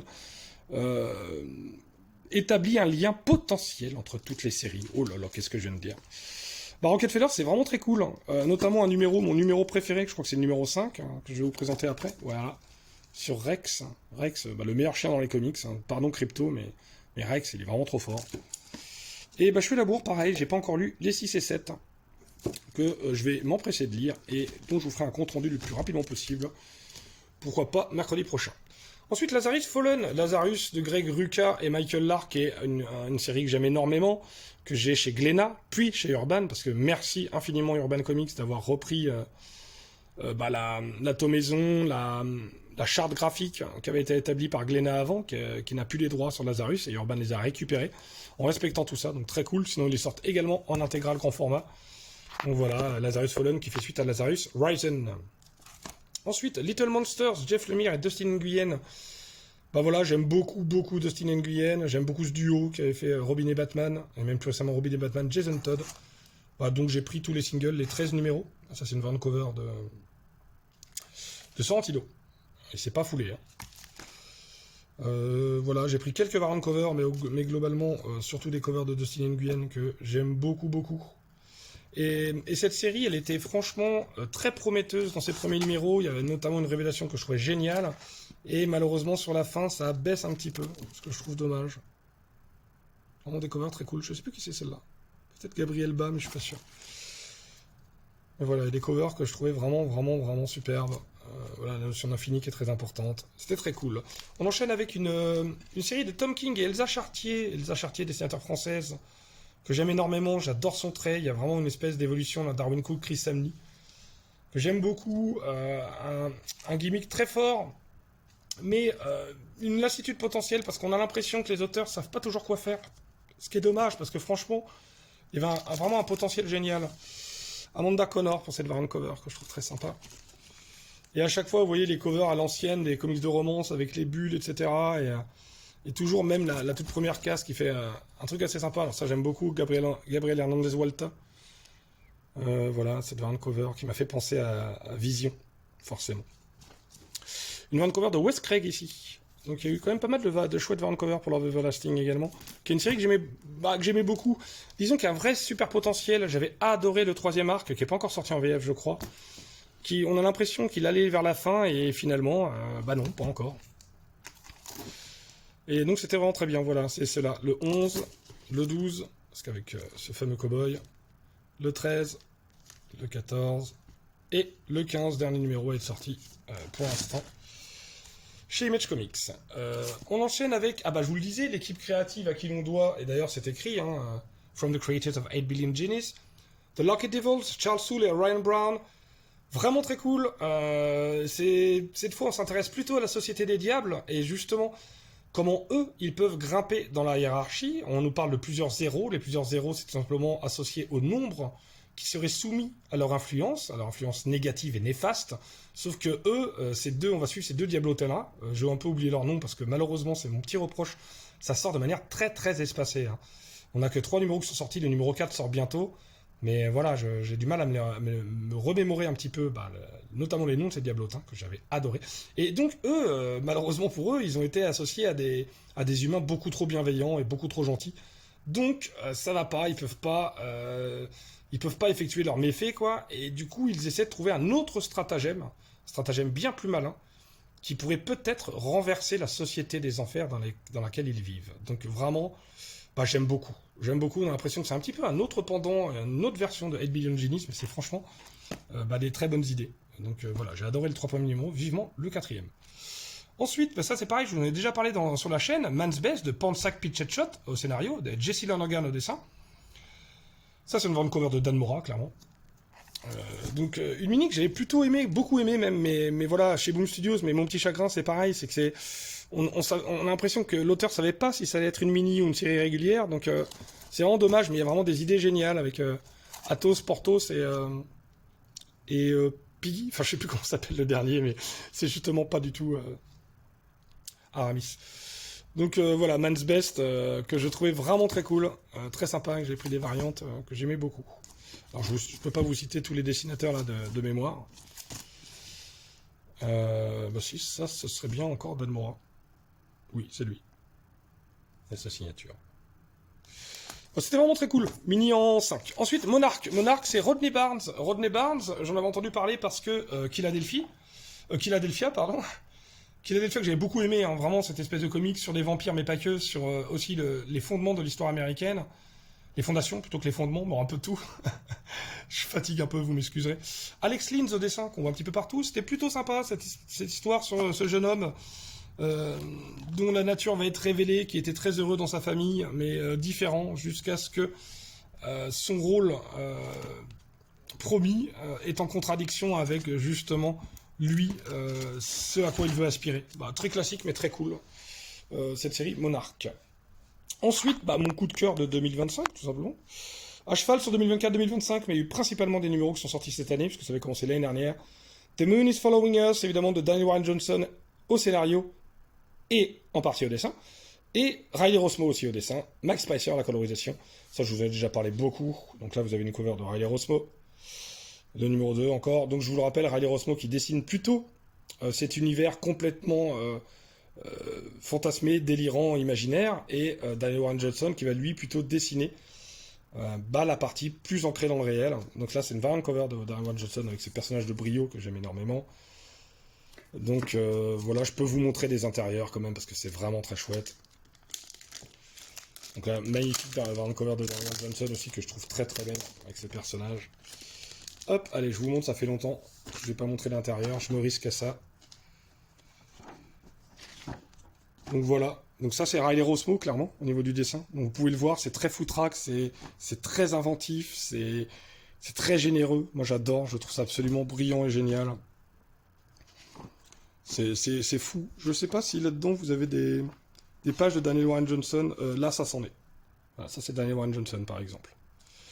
Et vous voyez des fois la différence entre de l'un à l'autre selon la scène que l'on peut vivre. Mais vraiment, c'est mon comics de l'année. Un comics à la fois très intimiste et très très dans l'imaginaire et dans de la fantaisie. J'ai vraiment trouvé ça génial. Encore une cover de Daniel Warren Johnson. De toute façon, c'est Riley Rossmo qui faisait les covers A et Daniel Warren Johnson qui faisait les covers B. Donc là, c'est aussi DWJ. Là aussi. Et pour le 10e, j'ai pris la cover A. Que je trouvais très chouette. Voilà, Maxi en 10 qui m'a fait fondre en larmes, qui m'a ému au plus haut point. C'est mon comics de l'année, c'est ce que je vous disais. Donc j'ai surkiffé. On enchaîne avec Mostly de Rob Guillory. Rob Guillory, je sais plus, c'est pas... j'ai un doute. C'est pas Chew? Ouais, je sais plus. Dites-moi Rob Guillory ce qu'il a fait, mais en tout cas, Mostly qui était plutôt sympa, justement, une mini sur les dangers ou les bienfaits de l'intelligence artificielle. Donc un comics dans l'air du temps, s'il en est. Donc j'avais trouvé vraiment très sympa chez Boom Studios. Non, Mignon 5, d'ailleurs, je crois que c'était une Mignon 6, mais non, c'est une Mignon 5. On enchaîne sur Napalm le Bail, je vais un peu plus vite, Rick Remender et Bengal. Bengal Cocorico, c'est un dessinateur français. Là, c'était une variante cover de Daniel Warren Johnson, encore lui. Donc, Sarah et... je sais plus comment il s'appelle, lui. Oh là là, j'ai tout oublié. Max, peut-être? Je crois que c'est Max. Si ça se trouve, c'est pas du tout Max. Hein. Bref, c'est cette sœur et ce frère qui ont des pouvoirs assez importants. Lui, très associé aux émotions, façon psychopirate chez DC. Elle, plutôt façon Sandman, c'est-à-dire qu'elle peut immerger ou proposer des illusions ou des rêves un petit peu à son environnement. Tout ça pour lutter contre Glokor, ce dieu qui veut régir la vie de tout le monde, mais voilà, sous une dictature dogmatique. Donc vraiment, j'avais trouvé vraiment très sympa. Remender et Bengal, on leur devait déjà Death of Glory, qui était quelque chose d'assez frénétique sur justement le personnage de Glory qui voulait absolument sauver son père et qui devait trouver un foie coûte que coûte pour une transplantation, sauf qu'il y avait une histoire de course-poursuite parce qu'elle n'a pas d'argent. Donc c'était très sympa et très frénétique. Napalm Lullaby, pour l'instant 9 numéros de sortie, pareil très espacé, on attend le numéro 10 depuis un petit moment, je crois qu'il sort bientôt. Que je trouvais très cool. Avec notamment, je crois que c'est le numéro 7 qui...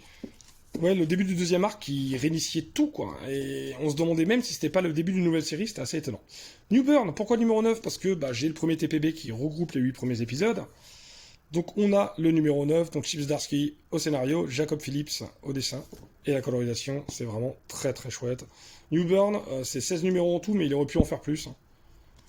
Et je crois que c'est mon épouse, quand elle avait vu certaines couvertures de New Burn, elle me disait ça fait très couverture de Newsweek ou de choses comme ça, effectivement d'un magazine américain, un petit peu chronique d'une société. C'était vraiment très très cool, un super polar. Façon Brubips, Brubaker et Phillips. Ensuite, chez Boom Studios, on a Once Upon a Time at the End of the World de Jason Aaron, Alexandre Tefengui, un français, pour le premier arc, et Lilo Fridge à la colorisation. Je sais plus qui a fait cette variante cover, que je trouve très sympa. Voilà le numéro 2, j'avais pris pas mal de variantes aussi ici, le numéro 3, le numéro 4, façon Titanic, Titanic apocalyptique. Parce que c'est ça, c'est une espèce d'histoire d'amour naissante dans justement une apocalypse. L'air n'est plus franchement respirable, on peut plus mettre les pieds où on veut, donc c'est entre un trouillard ingénieux et une aventurière effrontée et qui n'a peur de rien. Tout les oppose, mais pourtant. Et on va voir que vraiment tout ce premier arc est sur leur rencontre. Le deuxième arc, cette fois dessiné par Leila Del Duca.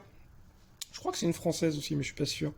Cette fois colorisé par Tamra Bonvillain, et beaucoup plus sur une espèce de société utopique et idéologique autour des plaisirs, de l'hédonisme et du sexe. Et on avait quelque chose de franchement cru, hein. On avait de la nudité, on avait beaucoup de choses comme ça. Donc c'était un arc qui a énormément divisé, je pense, et qui a pas dû très bien se vendre, puisque le tome 3 n'est toujours pas sorti chez Urban. J'aime beaucoup cette variante cover là. Et encore plus celle-ci avec son effet foil, je sais pas si ça se voit, c'est très joli. Avec ce côté vraiment l'un contre l'autre, avec ce décor complètement dévasté, je trouve ça très poétique. Et le dernier arc qui était déjà proposé par Flashback dans le premier, n'est dessiné par nul autre que Nick Dragota. Donc c'est quand même dommage de ne pas le sortir celui-là, parce que c'est le... Voilà, la série se finit en 15, et on a Nick Dragota au dessin, quoi. Donc ce serait quand même dommage de s'en passer. Donc là, voilà, je vous montre les derniers numéros de Once Upon a Time at the End of the World, qui est une maxi ou une série que j'avais franchement beaucoup aimé. Voilà. Ensuite, on enchaîne avec, ça vous l'avez eu en VF aussi, sous forme de coffret, je crois. One Hand et Six Fingers, One Hand, Ramvi et Laurence Campbell. Les deux mini étant colorisés par Lilo Fridge. Et Six Fingers de Dan Waters et Sumit Kumar. Donc évidemment, des séries à lire en parallèle, et moi je me suis éclaté mois par mois à passer d'une série à l'autre. Donc voilà, le numéro 1 de One Hand, et puis le numéro Six Fingers, et ainsi de suite, jusqu'au numéro 5 de chacune des mini. C'était vraiment très cool, et c'est une très bonne idée qu'Urban a eu de nous proposer aussi, mois par mois, de pouvoir avoir ces deux numéros-là, de suivre. C'était vraiment très sympa. Moi j'ai beaucoup aimé globalement ces deux mini. Moi j'ai pas vu venir la fin, contrairement à beaucoup de gens, chapeau à vous, j'ai peut-être pas été attentif, je sais pas. Moi j'ai trouvé que justement elle avait pas grand chose à voir, un peu façon Shutter Island, quoi. Mais globalement j'ai beaucoup aimé. The Patchwork Girl of Oz, alors ça j'ai pas du tout beaucoup aimé, puisque j'ai pris le 1 parce que j'adore le Magicien d'Oz, je suis un grand fan de ce roman et de toutes ses adaptations en BD, surtout celle de Rick Shanower et de Scotty Young, et ça c'était pas bien, ça m'a pas plu, donc je me suis arrêté au numéro 1. C'était pas bien, je devrais pas dire ça, ça ne m'a pas plu, ça ne m'a pas convaincu du tout. On enchaîne ici avec Phantom Road de Jeff Lemire et Gabriel Hernandez Walta, colorisation de Jordi Belair. Une série que j'aime beaucoup, qui est sortie chez Panini en VF. Je crois qu'ils ont sorti 2 tomes, et le 3e, ils vont le sortir rapidement, puisque le 14 est déjà sorti. Je crois qu'il faut que je me le procure, d'ailleurs. Donc, Phantom Road, c'est une rencontre, pareil, improbable entre un routier et une jeune fille qui est rescapée d'un accident de la route. Que faisait cette jeune fille ça vous sera expliqué dans quelques détails croustillants. Lui, donc, c'est Dom et Birdie qui vont se retrouver malgré eux. Je crois que c'est une variante cover de James Aaron, celle-là, je crois. Ils vont se retrouver malgré eux dans un road trip pour faire une livraison très étrange qui attire, comme vous pouvez le voir, des espèces de monstres dans une dimension parallèle, dans une route fantomatique, avec ces personnages aussi là de Billy Bear, cette enseigne de diner, qui aurait certainement un lien avec cette route. Et on va arriver ensuite dans le 3e arc, donc l'arc qui est actuellement, un retour total sur le passé et sur la famille Weaver, donc la famille un petit peu de cet agent du FBI qu'on suivait, et on voyait notamment son père en lien avec le personnage chelou à la chemise hawaïenne. Je suis un peu loin, voilà. Le 13, le dernier que j'ai lu, le 14 est sorti et qu'il faut que je me procure. On enchaîne, comme vous avez pu le voir, le numéro 1 de Pine and Merrimack. Ça pareil, je vous en ai parlé dans tout début d'Encre et de Bulle, je crois bien. Donc Kyle Starks, j'avais découvert sur Peacemaker Tries Hard, une mini-série qu'il avait fait chez DC Comics, qui m'a fait mourir de rire, et qui sort courant août chez Urban Comics. C'est vraiment hyper drôle, avec un personnage secondaire. Je vous reparlerai de toute façon quand je vous parlerai de ma collection chez DC Comics. Pine and Merrimack, c'est vraiment pas mal du tout. J'avais beaucoup aimé Frank Gannon au dessin. Voilà, ce duo, lui c'est les gros bras, elle c'est la tête. Elle voulait être dans la police criminelle, mais elle n'avait pas le cœur assez accroché. Elle est rentrée dans la police parce qu'elle avait un traumatisme personnel. Elle avait perdu quelqu'un de très proche, mais elle n'a pas le cœur assez accroché, donc ils ont fondé un petit peu leur équipe de détectives privés, mais ça va aller très loin, évidemment très loin, avec une fin que j'ai beaucoup aimée si Pine and Merrimack revient un jour, et j'ai détesté si c'est une fin ouverte avec The End pour interrogation mes couilles là. Donc voilà, ça m'a un petit peu chagriné, façon Man's Best, façon beaucoup de mini chez Boom Studios, malheureusement. On enchaîne avec The Power Fantasy de Kieran Gillen et de Caspar Winchgard. Un numéro 1 que j'ai trouvé intéressant, très ambitieux, mais un peu casse-bonbon aussi. Kieran Gillen, c'est ça, c'est soit j'adore complètement et j'adhère et j'adopte hein, à ce qu'il propose, ou soit franchement je suis laissé sur le bas-côté, quoi, et je suis laissé à la porte, quoi, on m'ouvre pas. Et c'était un petit peu ce que j'avais eu comme sensation dans Phonogramme, que j'ai franchement détesté, que j'avais revendu. J'avais pas du tout aimé non plus de Wicked and the Divine, que j'ai également revendu. Et ce Power Fantasy, je sais pas. Peut-être le TPB, si, parce que j'en entends beaucoup de bien, mais moi, j'accroche pas plus que ça. Donc, je crois que Kieran Gillen, il a un côté écriture prétentieuse, en tout cas pour moi, que j'aime pas trop. Ça, j'aime beaucoup plus. Chief Zdarsky au scénario et au dessin. Public Domain qui revient un petit peu justement sur l'industrie du comics. Il y a pas mal de métaphores qu'on peut établir, enfin de parallèles, je veux dire, qu'on peut établir entre Stan Lee et Jack Kirby, ou même Stan Lee et Steve Ditko, par exemple. En tout cas, tous ces dessinateurs qui sont fait un petit peu quand même voler les droits de création et de propriété de leurs personnages, hein, comme si le scénariste avait absolument tout inventé, comme si le dessinateur ou la dessinatrice ne servait à rien, si ce n'est mettre en image les magnifiques idées de l'auteur. Bah non, c'est un petit peu plus complexe que ça, et ça nous raconte tout ça justement, façon un peu Brubaker, qui a créé le Soldat d'hiver, à qui on a fait un misérable chèque et un billet pour une avant-première de Winter Soldier. Bah, ça revient un petit peu là-dessus, sur justement les déboires qu'ils peuvent connaître, sur une famille qui va se retrouver justement dans la création de comics et dans une proposition justement qui va être assez géniale. Donc 10 numéros qui sont sortis, il y a eu une pause assez conséquente entre les deux arcs, mais j'avais vraiment adoré. Notamment l'épisode sur la Comic Con qui était excellent. Et la fin de ce numéro 10 en plus est terrible, donc vivement la suite. Ils avaient fait effectivement cette mini The Domain, je sais même pas si j'ai l'intégralité de la mini. Je me demande si... Mais non, je crois que j'avais lâché avant la fin, parce que c'était pas terrible. Mais ce qui était génial, c'est que ça, c'est le comics qui est créé par les Dallas, justement. Vous voyez, alors évidemment, c'est toujours Chief Zdarsky. Je crois que c'est en 5 et que j'en ai que 4. Hein. Ouais, c'est ça. Bon, bah, c'est pas grave. On enchaîne ensuite avec The Ribbon Queen de Garth Ennis et de Jason Burrows, qui est une maxi en 8 que j'avais trouvé sympa, mais pour moi qui restait un travail mineur de Garth Ennis. Alors il y a des choses très intéressantes, hein. Notamment tout ce qui dénonce socialement par rapport aux abus policiers, aux violences policières, ou même au sexisme, tout simplement. Les deux sont un peu mélangés. On a un récit que je trouve quand même intéressant, c'est juste que peut-être j'avais des ambitions et des espoirs un peu trop élevés par rapport à ce que c'est, mais ça reste bien, hein, je ne vais pas bouder mon plaisir. Ensuite, une de mes séries régulières préférées, Rick Remender, Max Fiumara, mais pas que, il y a aussi du André Liberauro pour certains numéros. Sacrificers, évidemment, j'ai vraiment adoré, c'est une grande cover. Ça aussi de James Aren, façon Walking Dead.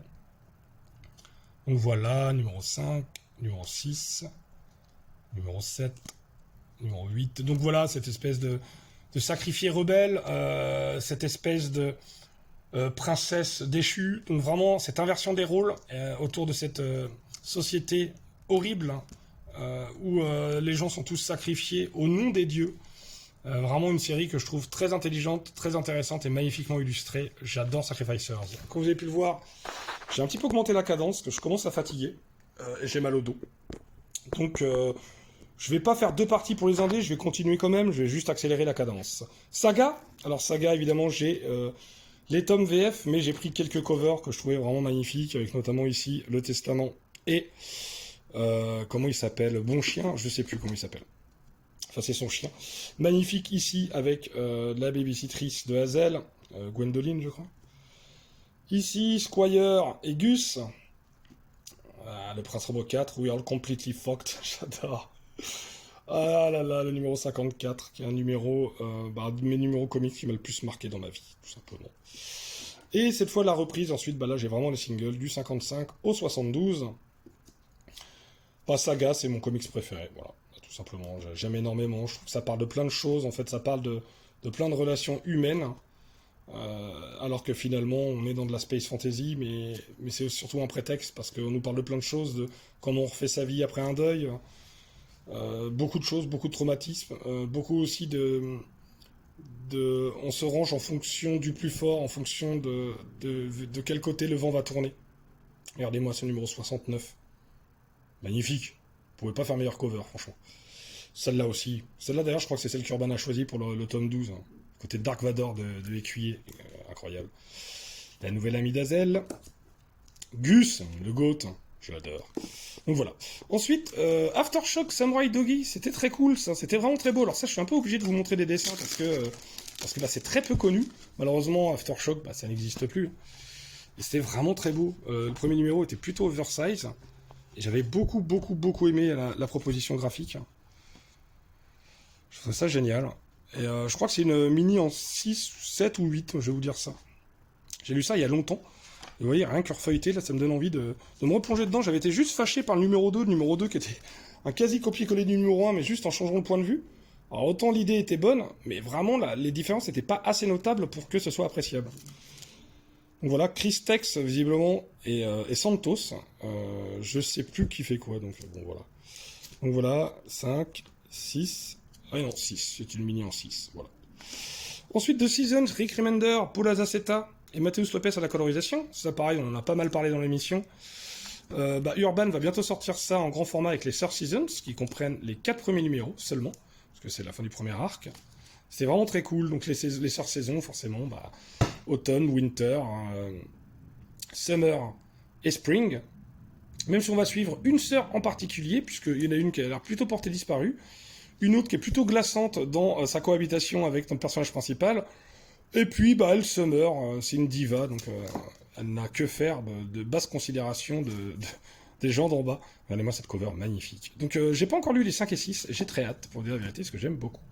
Ensuite, le Silver Coin, série créée par Michael Walsh, mais avec un auteur invité à chaque fois, sauf certains épisodes qu'il scénarise et dessine lui-même, ceux qui avaient plus un rapport avec le lore, je vous en ai déjà parlé. J'ai les 2 premiers tomes en TPB, puis ensuite j'ai pris les singles. Donc là, The Diner avec de James Tynion IV. Ici, vous avez Stephanie Phillips, Till Dawn. Et, donc une pièce maudite, quiconque trouve la pièce est proie et sujet à des horreurs indicibles qui vont lui arriver. Threshold de Johnny Christmas. Je sais pas si c'est un pseudo, j'adore. The Bad Year de Pansak Pitchotchot, dont on a parlé tout à l'heure pour Man's Best, qui va scénariser prochainement Grid, Absolute Green Arrow. Et le numéro 15, Into the Fire, où là c'était Michael Walsh tout seul.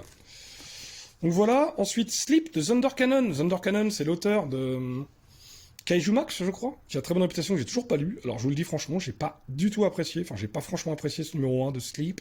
Je trouvais assez classique. Mais même dans la proposition graphique, j'ai pas trop adhéré. Donc peut-être que je suis passé à côté de ce titre et qu'il est pas pour moi, mais faites-vous votre avis si jamais, mais moi je m'arrête là. Ensuite, Something Epic, ça j'en avais parlé tout à l'heure, Simon Kundranski, vraiment qui a un style, je vous montrerai peut-être plus tard, qui a un style très très particulier, mais que j'aime beaucoup. Donc là évidemment une variant cover façon Terminator 2, là une variant cover façon Mario Bros, que j'aime beaucoup.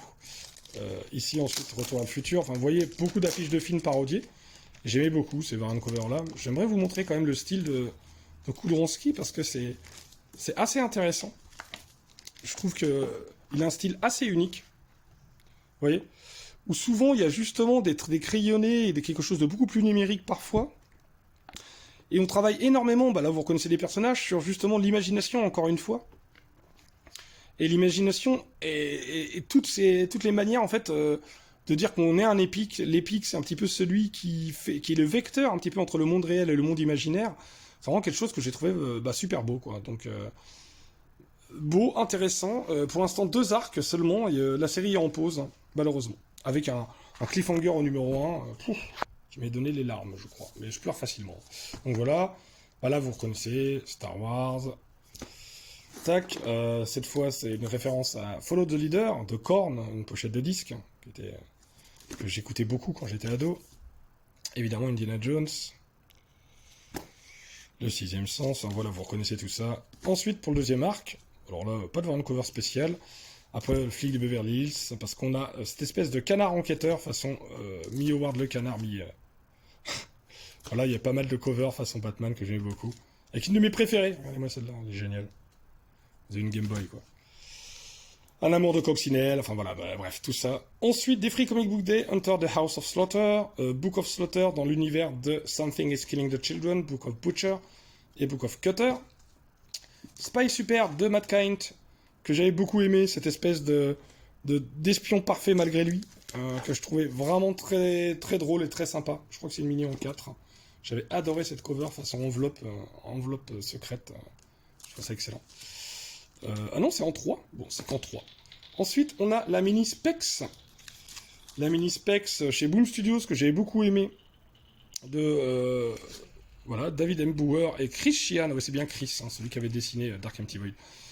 Je trouve excellente sur des adolescents qui tombent sur une espèce de paire de lunettes. Vous savez qu'on pouvait vendre un peu le côté arnaque dans les années 60, 70, paire de lunettes qui vous permet de voir à travers les vêtements. Mais celle-là, elle permettait d'exaucer les vœux.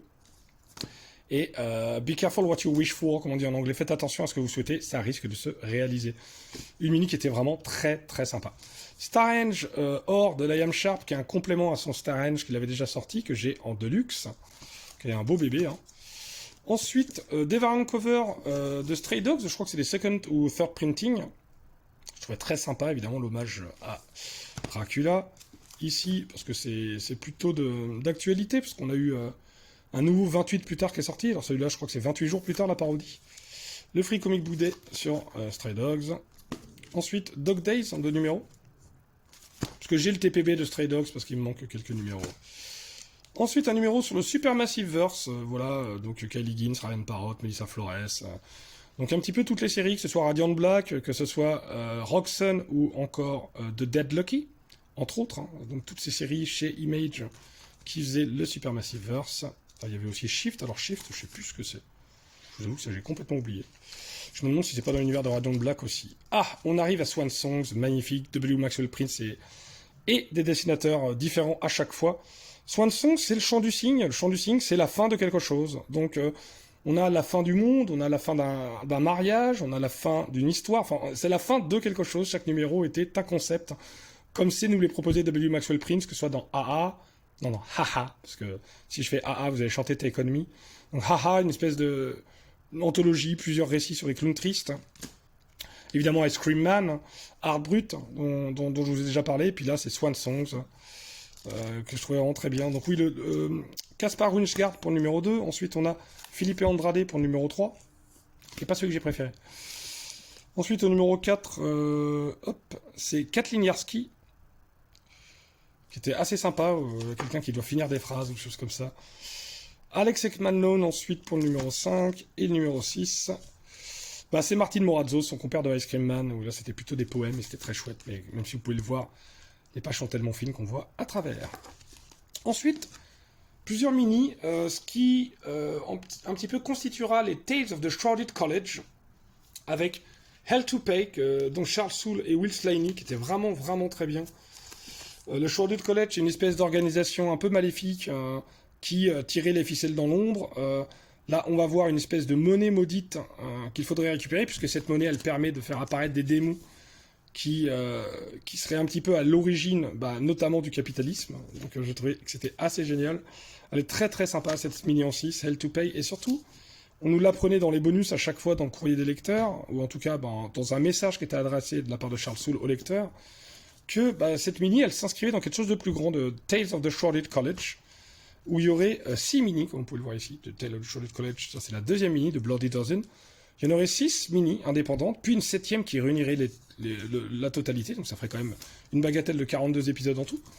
Donc ça, c'est la deuxième mini de Bloody Dozen, cette fois qui est dessinée par Albuquerque, mais pas Raphaël, un autre, je sais plus comment il s'appelle, qui était vraiment très cool aussi, plutôt sur l'addiction, sur les vampires, sur des choses très sympas. Et là, ils viennent de sortir déjà 3 numéros sur The Cold Witch, qui sera en 5, où là, il y a un lien avec Hell to Pay, des personnages en lien avec eux, sur une capture quasi impossible programmée, qui a l'air très cool. This Ends Tonight, Jerry Duggan et Jay Lee. Et on sait que Robert Wyndham, alors ça c'est un petit peu l'équipe qui était sur, je sais plus, c'était pas, j'allais dire Seven Son of the Seven Son, non, ça c'est le titre d'un album de Iron Maiden, mais quelque chose comme ça, je crois qu'il y avait Son dedans. Je sais que Mind il l'a lu, Comics Code l'a lu aussi, il y en a pas mal qui l'avaient lu. Steve aussi avait trouvé ça pas mal, et je crois que c'est à peu près la même équipe créative, en tout cas revoir Jay Lee ça m'intéresse. Je l'ai pas encore lu ce numéro 1, j'essaierai de le lire pour mercredi. Ensuite chez Awa, Trojan de Daniel Cross au scénario, Lassie au dessin. Là c'est une variante cover de Mike Deodato Jr. Une mini en 4 que j'avais beaucoup aimé, qui était très sordide, très glauque sur les snuff movies, c'est un petit peu ce qu'on pouvait y trouver, et notamment sur un monde où il n'y a plus de frontières entre les fairies et les humains, donc toute créature un petit peu imaginaire, mythologique, féerique, pourrait circuler librement dans le monde des humains, sauf que ces derniers par jalousie de leur beauté et de leur pouvoir quasi sans limite, les torturent, leur fait, voilà, c'est presque du harcèlement. Enfin, on a vraiment quelque chose on peut se retrouver presque dans la ségrégation, quoi. Et c'est quelque chose de très intéressant. Et on a quelqu'un qui va essayer d'aider, une espèce de détective privé qui va essayer d'aider une Ferry qui vient justement lui demander désespéré de l'aide. Et c'était vraiment très cool. Allez, on enchaîne avec Twig. Twig, évidemment, cette mini de Scotty Young et de Kyle Strahm que j'ai adoré, qui est sortie en Urban Blast. Ça, c'est une grande cover de Scotty Young. Parce que sinon, c'est Kyle Strahm qui faisait les covers. Et ce dessinateur est super talentueux. Toujours Jean-François Beaulieu à la colorisation. Un comics très coloré, très cool, très feel good, avec une fin que j'ai adorée, que j'ai trouvé géniale. Ça, je vous en ai pas mal parlé, donc vraiment Twig, foncez, je trouve ça super. Free Comic Book Day de Umbrella Academy, avec The Witcher, mais qu'est-ce que c'est que ça? Et puis le tout premier numéro de Plan B, la nouvelle série de Umbrella Academy, de Gérard Way et Gabriel Bas, qui revient, et ça fait plaisir, après les 3 premiers tomes chez Delcourt. Ensuite, la mini, ou maxi, comme vous voulez, enfin, la Uncanny Valley en 10 numéros, Tony Flix et Dave Wachter, que j'avais adoré, c'est une espèce de Roger Rabbit en comics, hein, avec plein de personnages que vous allez forcément pouvoir reconnaître. J'aime bien cette cover, un petit peu référence à Brian Bolland pour Animal Man. Et il y avait beaucoup de ça aussi, de méta, de création, de plein de choses comme ça. Même si j'ai déjà dit, mon petit regret, c'est... ça devait être 1,6 million, c'est devenu en 10, et forcément, je trouve que dans la fluidité, ça s'en ressent. Universal Monsters, James Underforth, Martin Simmons sur Dracula. Oui, là c'est les variantes cover, les connecting covers, je vais pas vous les sortir, mais je l'ai déjà montré, c'est magnifique. Bon allez, je suis un peu paresseux, je vais vous le montrer quand même, parce que c'est vraiment très beau. Quand même, c'est très très chouette, ces connecting covers de Jason Shawn Alexander en plus. Ça c'est la numéro 1 classique de Martin Simmons, pendant que j'essaye de me dépatouiller à une main. Oui, j'y arrive, formidable. Comment je vais vous faire ça? Comme ça, je pense, tout simplement. Hop. Regardez-moi ça. C'est magnifique. Voilà. Cadré, c'est mieux. Donc, des connecting covers de Jason Shawn Alexander qui étaient exclusives pour des comic shops. Donc, ça c'est plutôt cool. Donc, évidemment, j'ai laissé en doublon les 2 premiers numéros, mais je ne pouvais pas me résoudre à m'en débarrasser. Dracula, que je trouvais vraiment très chouette, très très beau. Martin Simmons qui faisait vraiment des tableaux que je trouvais splendides au niveau de ce qu'il proposait dans les covers et dans les intérieurs. Ensuite, Dan Waters, Ramvi et Matthew Roberts pour Creature from the Black Lagoon Leaves.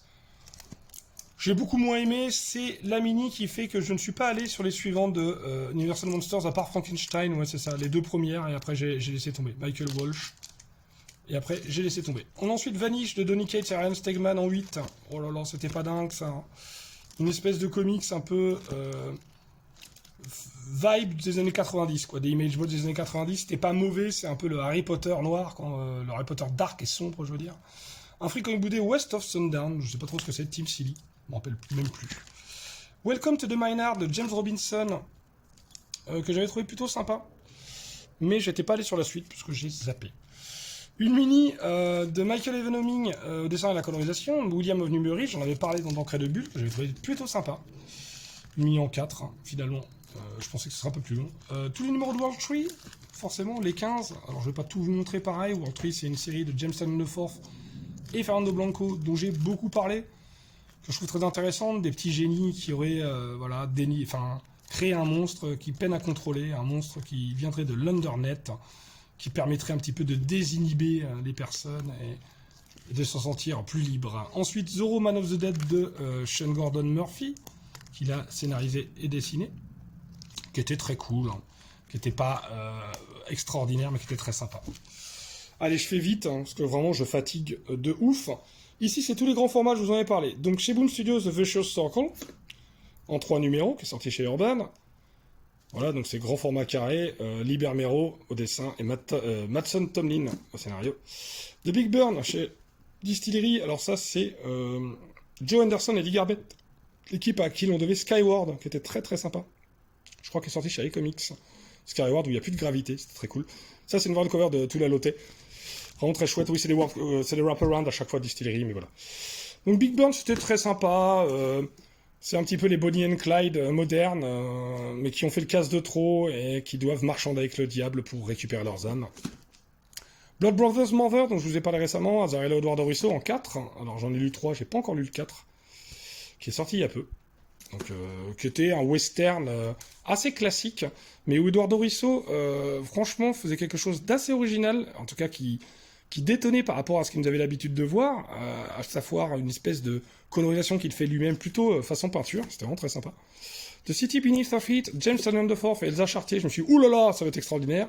Bah, je sais pas kiffé. J'en ai parlé dans une de mes émissions issues de secours. Je sais même pas si la suite est sortie. Come Find Me, An Eternal Offering, c'est une anthologie, encore une magnifique cover de Tula Lotte, où je pensais que c'était uniquement un récit de Becky Cloonan, dessiné par Becky Cloonan, mais pas du tout, c'est une anthologie que j'ai trouvé très quelconque. Devil's Cut, c'était un petit peu ce qui est sorti au début de Distillery, qui présentait les différentes séries, hein. C'est un gros bébé, il fait plus de 100 pages. The Forge, Greg Rucka et Trotman au scénario, on a Anderson au dessin. Ça, j'avais lu le premier numéro, c'est très hard SF, mais ça a l'air très intéressant autour du mecha. Il y a déjà 9 numéros dans ce format-là qui sont sortis. La série n'est pas terminée, elle est en pause, mais ça fait un moment qu'elle est en pause, donc 9 numéros, mais il faudra vraiment que je m'y attelle. If You Find This, I'm Already Dead, ça, bah voilà, Matt Kindt au scénar, Dan McCaid au dessin, ça vous en avez entendu parler, hein. Si vous lisez ça, c'est que je suis morte, un truc comme ça, ou je suis déjà morte. Donc voilà, mini en 3, je crois. Voilà.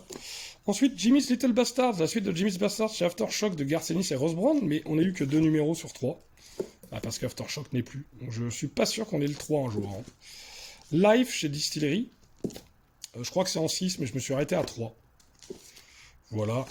Ensuite, on a... Hop, j'ai failli lâcher le téléphone, je n'en peux plus. Dawn of the Mouse Guard. Mouse Guard, j'en ai parlé, cette fois c'est Gabriel Rodriguez au dessin. Toujours l'univers créé par David Peterson. Donc ça, c'était... c'est le numéro 3, parce que les numéros 1 et 2 sont là. Voilà. Le 1 et le 2 qui est derrière. Voilà.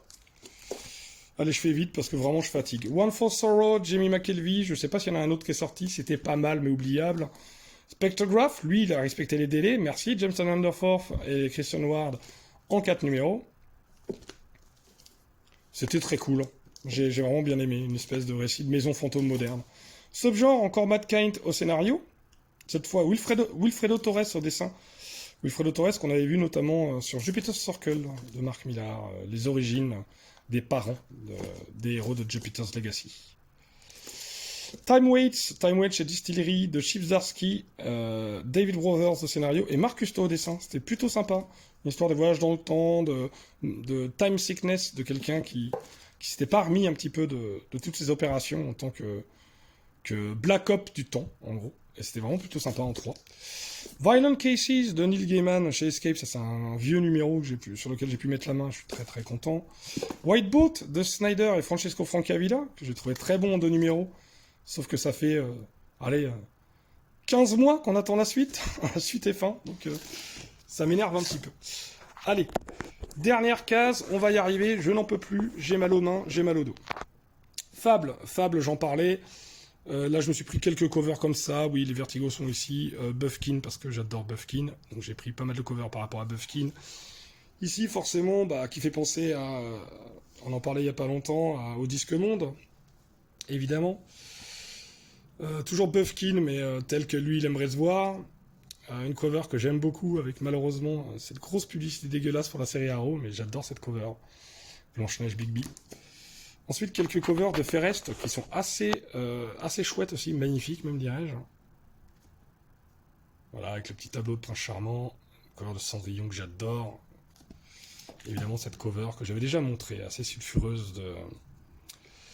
Mince, j'ai oublié son Boucle d'or, voilà, je n'avais plus son nom. Ensuite, les numéros variant cover de Mark Buckingham, des numéros 151 à 162, si je dis pas de conneries, oui c'est ça. C'est les 12 numéros qui font suite au 150, donc j'aime beaucoup les variant covers de Mark Buckingham. Ça fait vraiment suite directe au 150, pareil, j'en ai parlé dans un entrée de bulle, donc n'hésitez pas à y aller. Donc j'ai vraiment beaucoup aimé de façon Fable, hein, c'est une des séries que je préfère. Ensuite, pareil, Day Tripper, alors je suis ravi, vous le savez, ceux qui étaient avec moi au Paris Fan Festival il y a déjà plus d'un an, j'avais chopé les 2 à 10, il me manquait juste le numéro 1 que j'ai fini par trouver, donc je suis très content. Donc j'ai l'intégralité de la série en single, et vu que c'est une de mes séries préférées, ça tombe bien. J'en ai déjà dit tout le bien que je pensais également dans l'émission d'Encre de Bulle, un hymne à la vie, un comics sur la mort, mais raconté de manière absolument brillante. C'est un chef-d'œuvre, chez Vertigo. Des Looney Tunes que j'avais pas mal pris à un moment parce que, voilà, mon fournisseur avait les Looney Tunes quand c'était Forbidden Planet. Et j'étais très content de lire ça avec mon fils. On trouvait ça très cool. Donc j'en ai quelques-uns, j'en ai pas énormément, 10 ou 15, je sais plus. Chaque fois, vous avez 2 histoires dans chaque single. Donc je trouvais ça très cool. Voilà. Ensuite, effectivement, un numéro 1 de Nightmare Before Christmas, The Battle for Pumpkin King, pardon. Je trouvais très cool chez Tokyo Pop. Ça, c'est vraiment très sympa. Je vais vous montrer vite fait parce qu'on est vers la fin. Je me permets de vous montrer quelques visuels que je trouvais très cool. Mais ça, après, ça sort façon manga aux États-Unis. Donc c'est ça que. Et puis je crois pas qu'on puisse trouver la suite. Hein. Mais au niveau dessin, vraiment, je trouvais ça vraiment sympa. Moi qui suis un grand fan de Nightmare Before Christmas, j'étais très content. Donc voilà, ça revient évidemment un petit peu sur ce qu'on peut raconter par rapport au dessin animé. C'était vraiment très cool. Donc voilà. Ensuite, DuckTales a relancé Dynamite. On avait été un petit peu déçus avec Mind. On ne trouvait pas ça formidable, les premiers numéros, mais apparemment ça va ensuite en s'améliorant. Sachant que le 5 est attendu depuis un moment aussi. Il y a une bonne pause entre le 4 et le 5. Sonic chez IDW, ça c'est pour le fiston. La mini-série Tortue Ninja Street Fighter, qui est complètement oubliable, en 4 numéros ou 5, je sais plus. Voilà, 5. Ensuite, encore plus oubliable, Tortue Ninja Naruto, qui était vraiment pas ouf. Qui était même assez nul, hein, on peut le dire. Jorge Jiménez, quand même, un cover, pourtant. Tortue, Teenage Mutant Ninja Turtles Black, White and Green, les anthologies, les fameuses noir, blanc et vert. Pareil, la Javier Rodriguez au dessin, quand même. Il y avait des histoires vraiment pas terribles autour des pizzas, et c'était face-palmant, quoi. Et il y avait certains récits que j'ai trouvé excellents, notamment le récit de Lee Garbett que j'avais adoré. Donc il y avait à boire et à manger. Ici, le Teenage Mutant Ninja Turtles Alpha, qui présentait un petit peu la relance de Jason Aaron. La voilà, la relance de Jason Aaron. J'ai offert la cover régulière à Copain Ingé. Moi, j'ai gardé la cover variante de Joel Jones. Et ensuite, bah, cette série qui comptera seulement 12 numéros, enfin, ça va continuer, mais l'équipe créative de Jason Aaron et Juan Ferreira, à partir du 5, bah, ont fait finalement que 8 numéros ensemble, puisque d'abord c'est des one-shots, donc Joel Jones, puis Albuquerque, puis Cliff Chiang sur chacune des tortues, puis Chris Burnham, et ensuite l'arrivée de Juan Ferreira, qui était vraiment... Ah non, c'est vrai qu'on a d'abord Derek Robertson pour le 5, ouais, finalement Juan Ferreira, il n'aura fait que 7 numéros. Il arrivera qu'au numéro 6. Hein. Mais alors, moi, il m'a marqué. Il m'a marqué, j'ai trouvé que c'était assez hallucinant ces intérieurs, j'en ai pas mal parlé aussi. Donc vraiment, si ça vous intéresse, n'hésitez pas à vous référer aux émissions où j'en parlais. Numéro 10 qui vient de sortir. J'ai pris le numéro 1 de Mutant Nation, juste comme ça, mais je suis pas allé sur la suite. Et pour terminer, ce sont les Last Ronin 2 Revolution, donc pareil, dont j'ai parlé, je crois que j'en ai mis 2 à chaque fois. Gain de place, écoutez. Donc voilà, c'est les 5 numéros. Voilà qui conclut. C'est un peu le bazar à la fin. Voilà qui conclut un petit peu mon tour de collection de singles indépendants, sachant que j'en ai encore plus chez DC Comics, donc la partie 2 risque d'être encore plus longue. Écoutez, j'espère que ça vous aura plu. Moi, je suis en compote. Mine de rien, c'est un exercice physique que celui de créateur de contenu qui veut partager sa collection sans montage, ou presque. Bah écoutez, si ça vous a plu, tant mieux. Merci de lâcher un petit like, de me dire un petit peu si vous avez une collection de singles, qu'est-ce que vous avez pensé de la mienne. Et si ça vous a plu, merci de vous abonner, ça fait toujours plaisir, ça aide la chaîne à grandir. Je sais qu'il n'y a pas énormément de contenu, mais vous pouvez me voir sous différents lives, que ce soit sur la chaîne de Mindphobia, bientôt sur la chaîne du Néophyte. Donc voilà, je fais des apparitions un peu ici et là. Écoutez, je vous donne rendez-vous très bientôt pour la suite, la partie 2 et ma collection de single issues DC Comics. Je vous souhaite une excellente journée, une excellente matinée, une excellente après-midi, une excellente soirée. À très bientôt sur la chaîne. Salut!